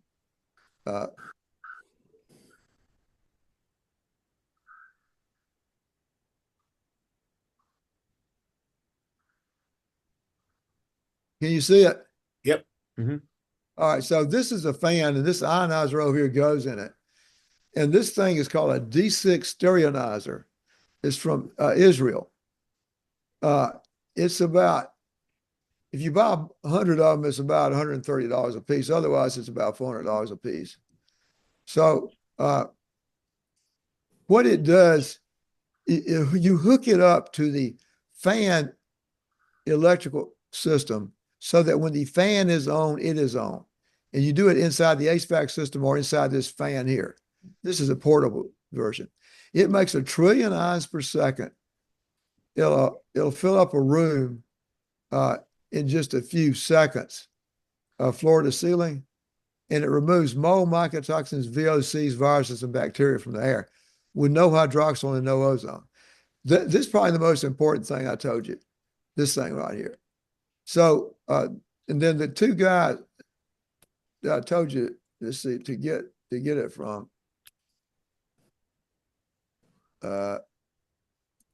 okay, see these two phone numbers? Yeah. These two phone numbers, you can get this thing from, and they can come install it. They'll go to different states. It takes about 20 minutes to install it, or you can buy it and get a good HVAC person to put it in for you. But also you need a portable unit. But this ought to be on, it ought to be a mandate. If you have an HVAC system, that has to be on it, or you can't have an HVAC system. That's how good it is. It can't hurt you because it doesn't make ozone and hydroxyl. And when the fan's on, it's on. So it's filling up the room. Now, this thing is rated for 6,000 cubic feet a minute. So that's like a commercial fan on a huge office system. And on a home system, that's even better because your overkill is good in a house. And so it should be on every commercial system and every school, everywhere. You would have much less fungus. It couldn't grow on the coil ever. And that's where it is most of the time. Okay. So these are the phone numbers to call to get that. And then these products, there's a company I started like 20 years ago called Microbalance Health, because there wasn't anything out there that wasn't toxic to people. So we made these candles you can stick in a room, and they'll remove the mold and mycotoxins from the air in about 2 hours in a 12-by-12 space. And so you can take them on a trip, you put it in your house. And this you put in the fogger, the solution, and you dilute it. And that's what we fog with. It's 4 citrus seed extracts, basically. And then this is the laundry additive. So the laundry additive is a little different. You just use your same detergent that you always use, and just put that in there with it. And it really gets rid of mold. And the key is getting rid of mycotoxins at the same time, not just the mold. So, and then this stuff here, this sinus defense 2.0 is a unique thing. A lot of these patients, they're immune suppressed. And so they're getting all the stuff that comes along. Strep, staph, Diplococcus, pneumococcus, Haemophilus, Lyme's, Epstein-Barr, cytomegalovirus, the 3 herpes, and the mycotoxins. All of those antibodies are in this bottle. See, I can say that to you, but I can't say it anywhere else. So the way we did this, we took and then vaccinated the cows with all that, pregnant cows. And then when they had the calf, we collect the colostrum. And then it's got transfer factor in it. The transfer factor works against all those things, and you can't hurt yourself with it. It's in alcohol, some alcohol's in there. So you can't put it in your eye or anything, but you can spray it on your skin, but spray it on your tongue and spray your throat. Like if you start getting a sore throat, spray the throat where it's sore and it's gone right then. And then just when the flu comes along, just keep using it 3 or 4 times a day. Spray your throat with it, spray under your tongue. And if you use beta glucan, it amps it up 300% by increasing the white cell count.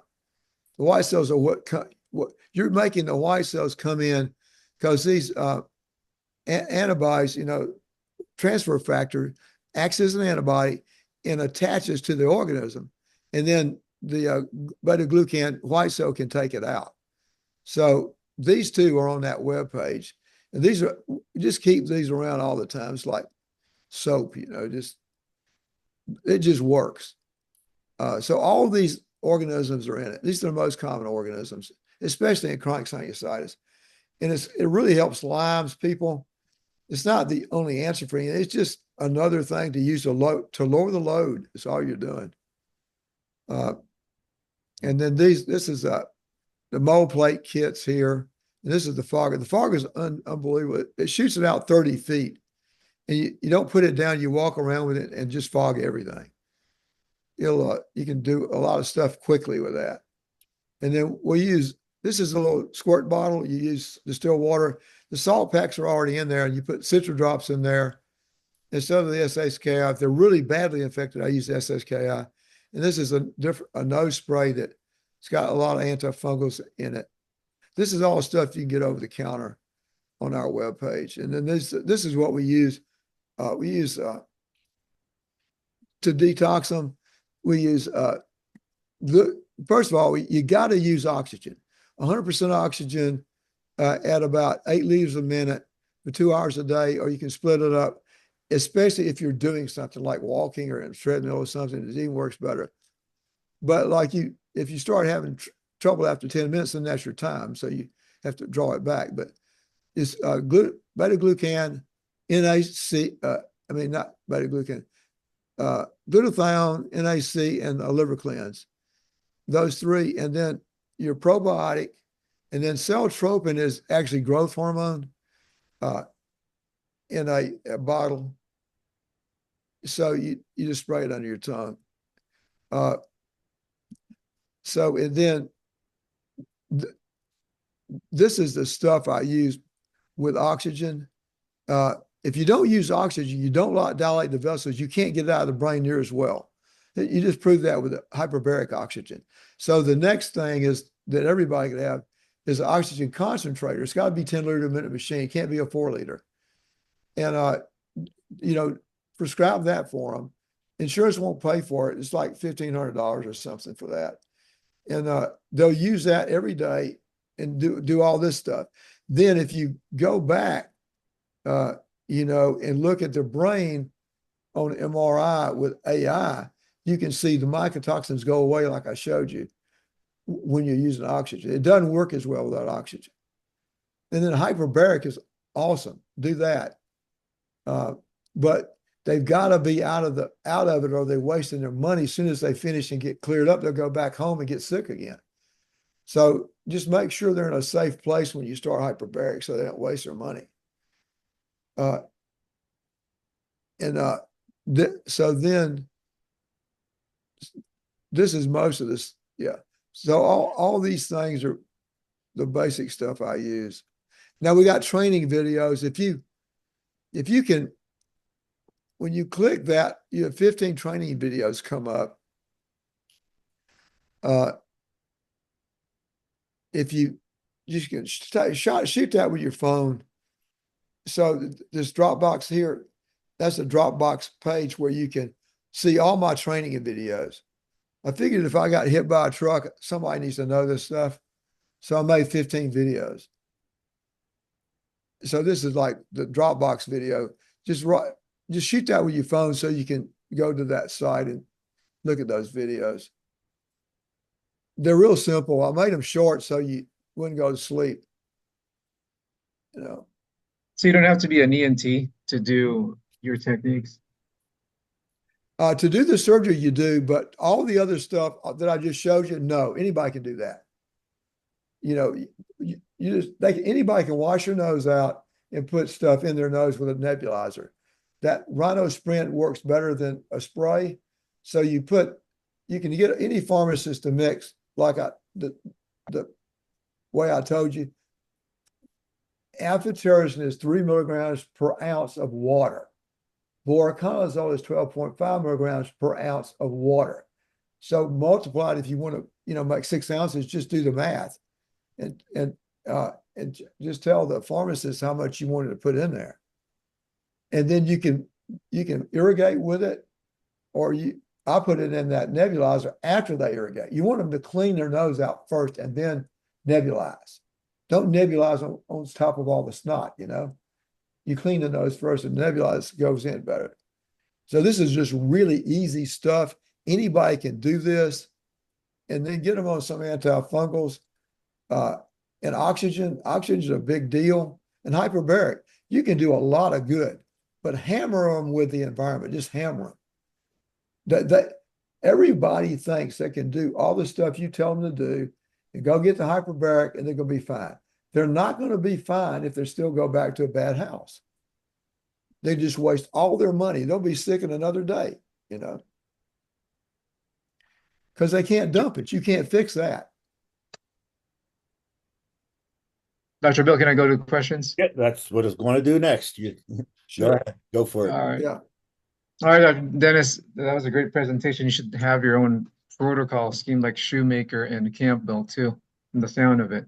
You put a lot of work in this. Shoemaker, I think I don't disagree with a lot of stuff he says. Some of the stuff in my world is incorrect, and a lot of it's correct. But that's about all I have to say about that.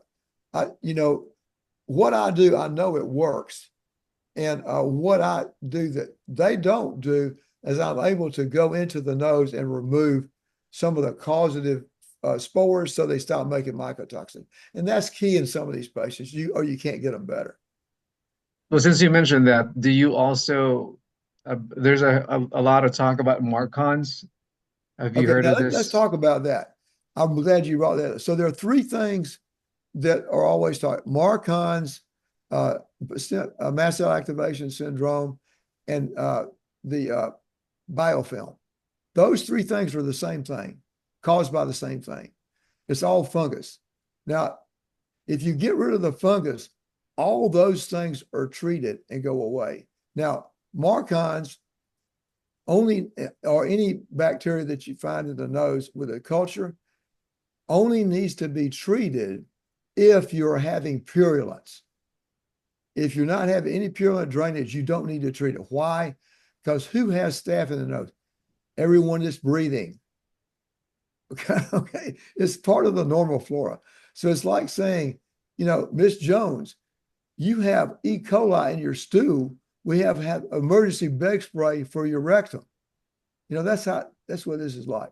So it's all BS unless they're infected. And bug spray has never gotten anybody well long-term from any nasal infection of Marcons. Never, not even one. As soon as you stop using it, it's back. Why? Because the fungus is still there, making pits in the lining, destroying the cilia, so you can't move the mucus out, so they stay infected. So you got to treat the cause, which is the fungus. So that's a common spray that's being used in the Shoemaker protocol. That's right. And another one that they use in the protocol is silver with EDTA. Do you have any background with that?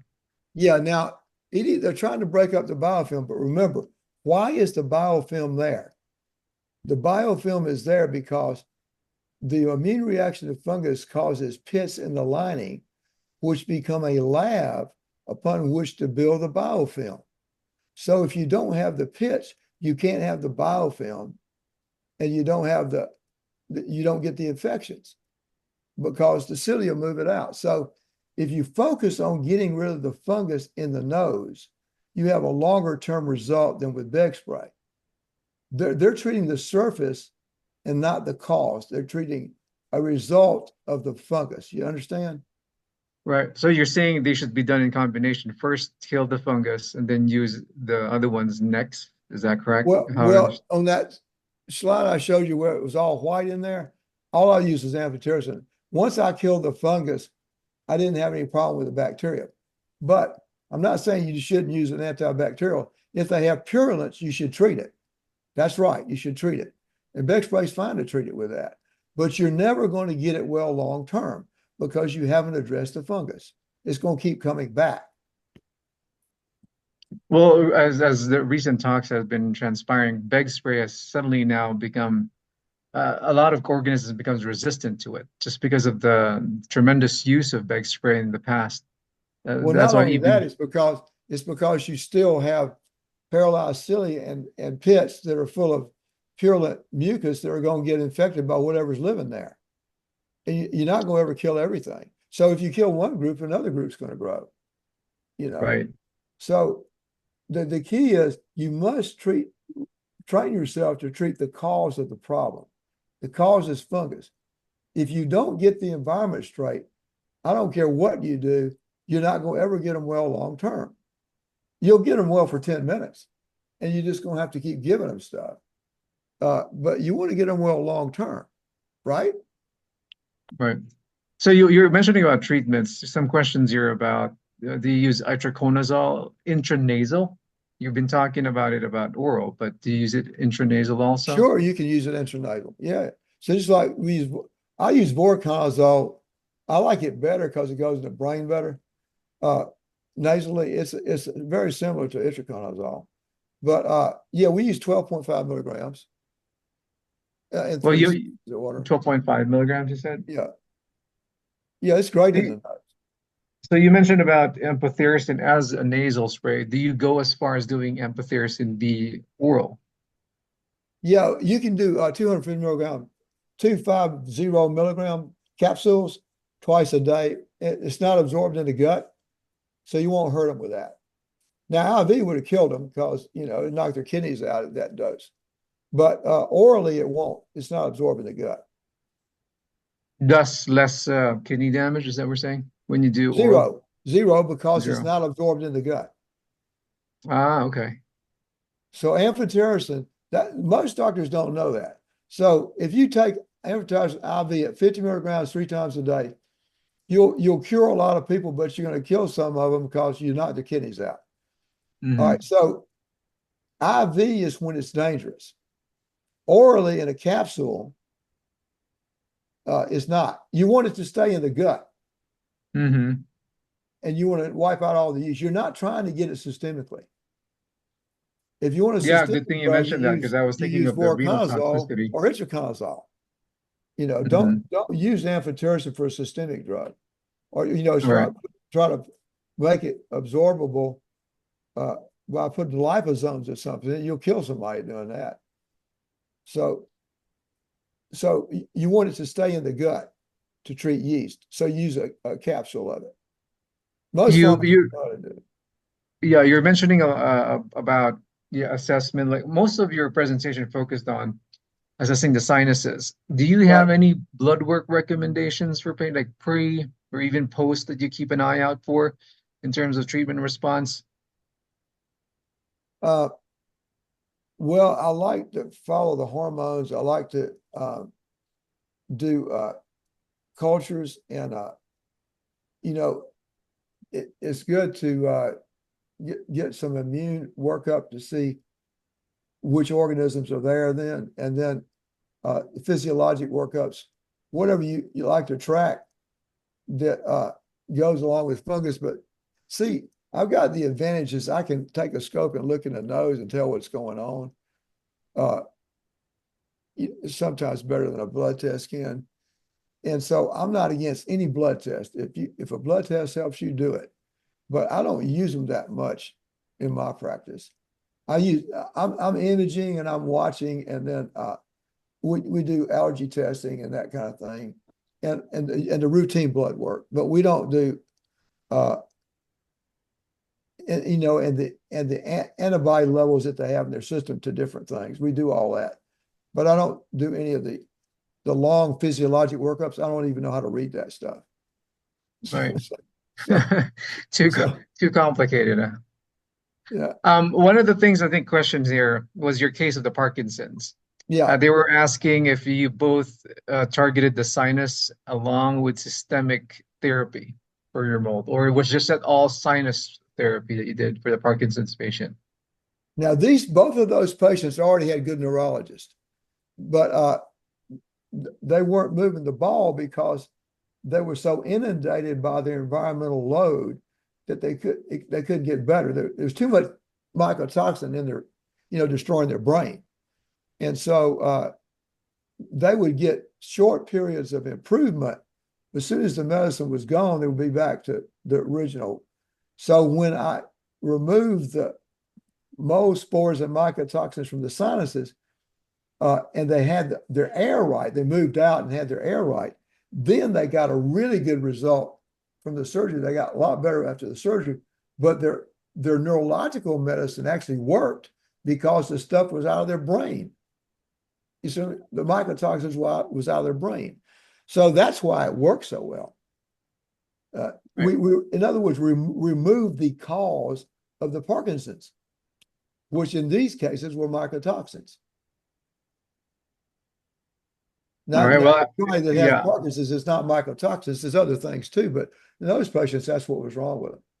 Right. Well, definitely this is a different and very unique approach to mold therapy. And this adds to the growing list. And as I think other practitioners agree here in the call, that we have been combining specific protocols in relation to mold therapy, and some might be sticking with their own protocol, like just a plain shoemaker or a Campbell protocol. But I think the key here is opening ourselves up to these different protocols that we can combine and mix, and hopefully can help the patient, which is the That's most right. important thing at the end of the day. I don't think anything's right or wrong. Whatever works is okay.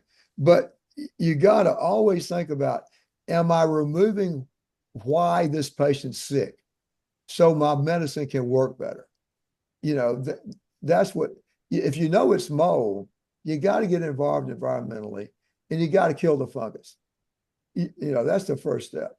And then removing the toxins is, you know, they come in through the nose. So the highest concentration is in the sinuses.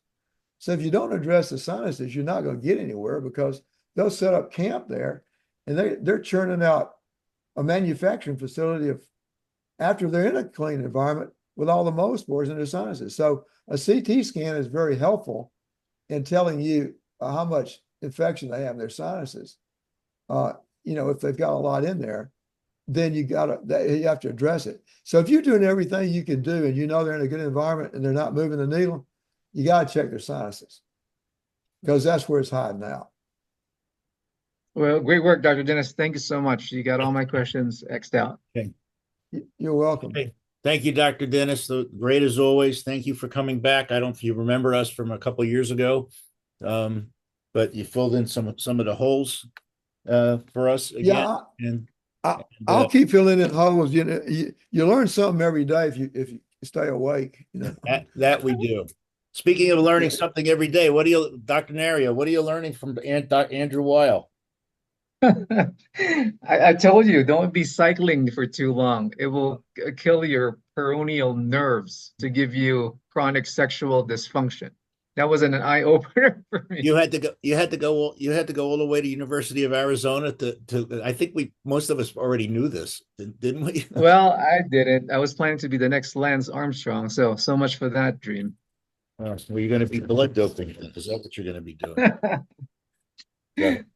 So give me the atmosphere. Give me the atmospheres for the hyperbaric again. 1.4 to 2.5. Is that right?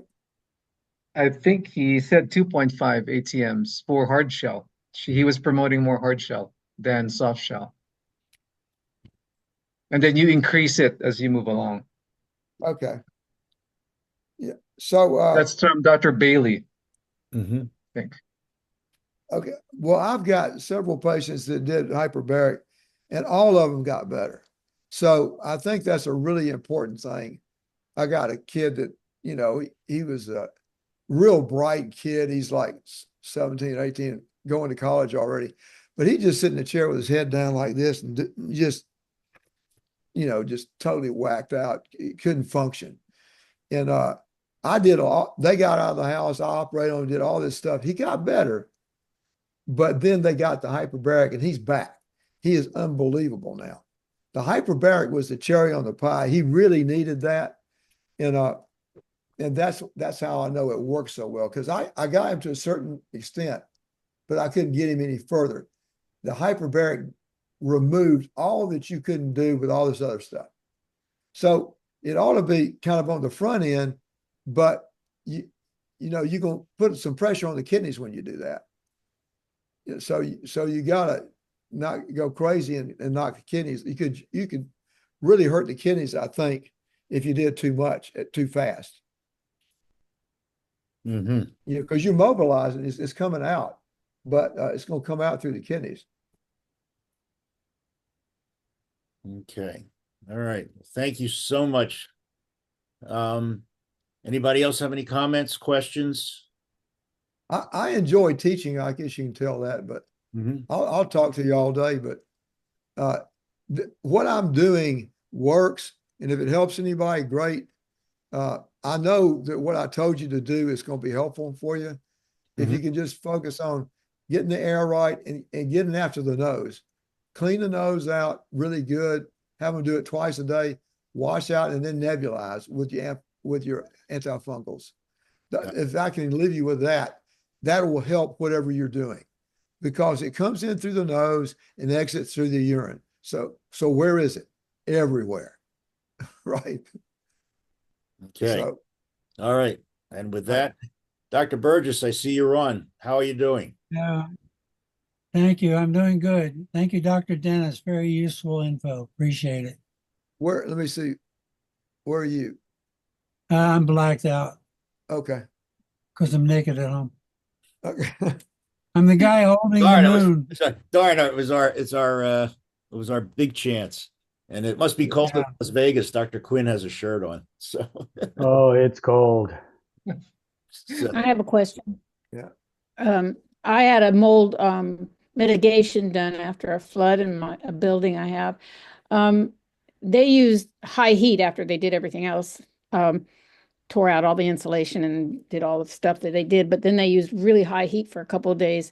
Does that do any good? I hope. Heat's not a bad thing. The thing is, if you got to do, where was the flood from? The upstairs toilet overflowed. Okay. Went down through the ceiling and through all the walls, and we had to rip all the stuff out.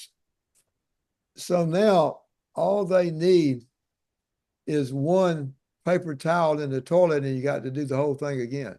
I know. Right? All right. So the reason I'm saying that is because this happened to my office years ago. Here's what you got to do when something like that happens. There are sensors that are not expensive that you put on the floor, and that they're wired ones. They're not battery operated because nobody's going to change the batteries. And they go to a solenoid switch that turns the water off to the whole region, that whole area automatically. Because if a pipe breaks at night, you're totally screwed. Your whole place is flooded. Right. And then as soon as water hits it, it turns it off and you get minimal damage. And so that needs to happen in every building. It's not that expensive either. It's very simple. So do that first. And then everything that got wet has to come out. All the wall, sheetrock, all that stuff's got to come out. Sometimes the floor's got to come out unless it's concrete. You got to do that first. Then you dry it out. I don't care how they dry it. Then you dry it out before you build back. Yeah. And but I would have.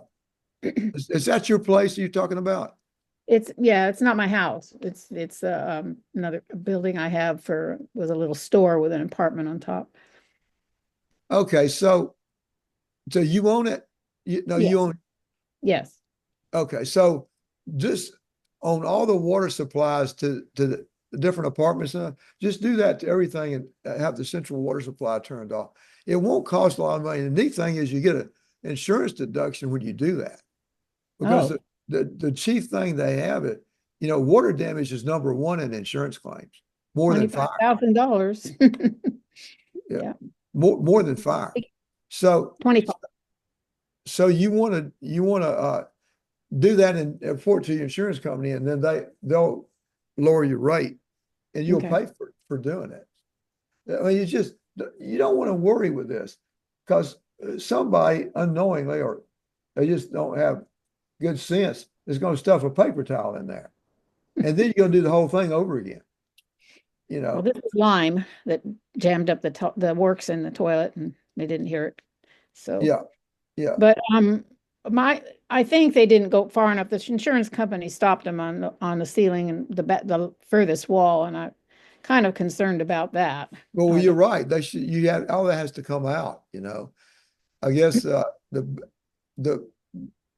easiest way to do that is to have somebody, some mold person with a brain, and that's kind of hard to define. But if you got a mold person that's really good to cut out a the mold people wanted to keep going. The insurance company stopped them. But they can't stop them if they'll take a window out of the sheetrock and show that there's water damage and fungus in there. Then, see, they don't want them to look. If you just take the little windows out so you can look and prove it's a problem, then they got to pay for it. Right. That's how you get around that. But the heat should have taken care of the part where the part that you open, but it won't. Yeah. You mean shoving it down the cavity, it might dry it out, but you're drying An out. outside wall might. What? It was an outside wall, but I noticed that after it was painted, it seemed like it puffed up a little bit, and I wondered Well, if okay, that's all you damage gotta say. in If it's there. puffing up, Yeah. it's leaking still. So is there's, that means there's water underneath trying to come out. So you got to take that sheetrock off and look inside. Okay. And you don't have to make a big deal out of it. You just get somebody with a brain to cut a square out and look in, and then you can take pictures and do cultures and everything. And then they'll have to pay for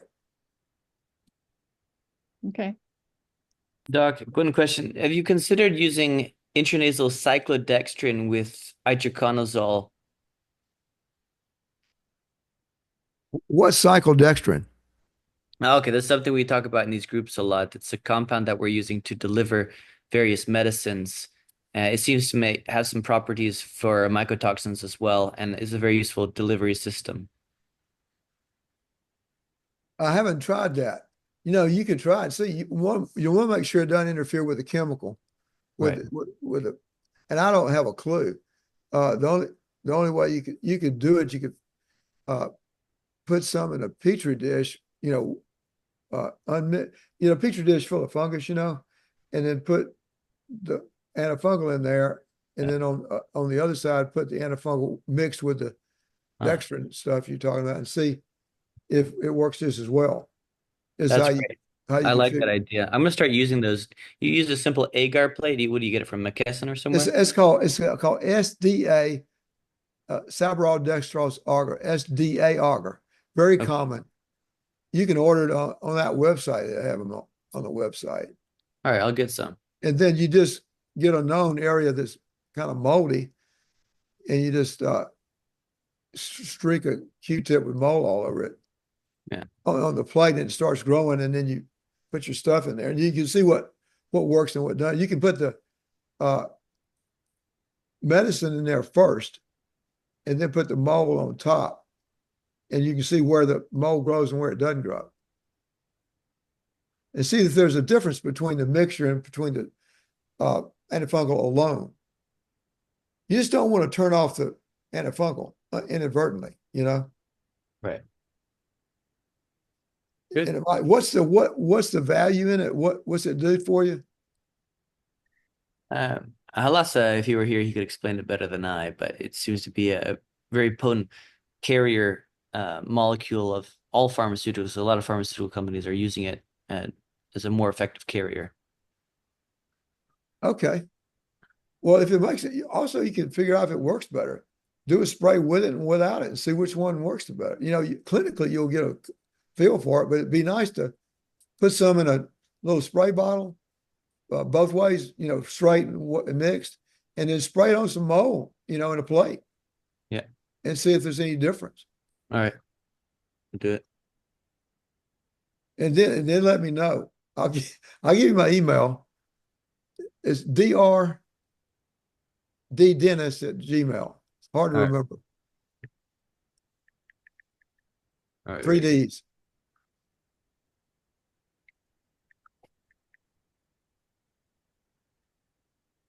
Yeah, if I let me know, just send me the pictures and see. Be kind of fun. Yeah.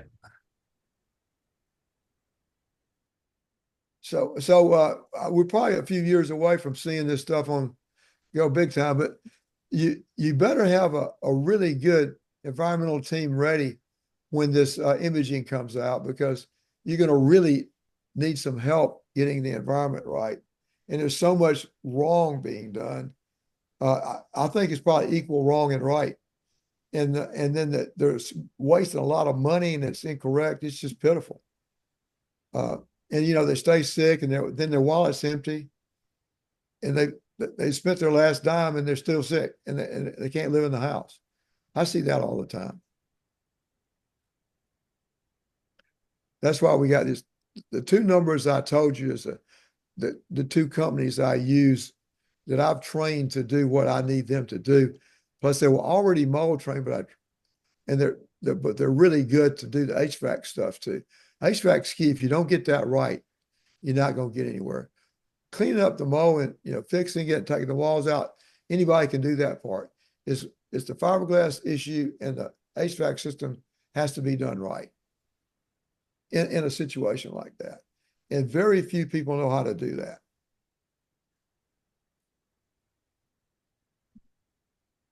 Okay. All right. Okay. Thank you, Dr. Dennis. It was great. We really I enjoyed it. Thank you for having me on. appreciate having you here. Okay, everybody. Next week we have Al Sanchez is going to be talking to us about poly-MVA, which I don't know anything about, but Dr. Nario is an expert. So It's for cancer. They use it for cancer, mitochondrial regeneration. So yeah, it's a good supplement that's out there. okay, great. Okay. Any comments, questions? And I'll if not, we'll wrap it up and we'll see you again next week. Okay, thank you, Dr. Dennis. Thank you very Thank much. you, Dr. Dennis. Good night.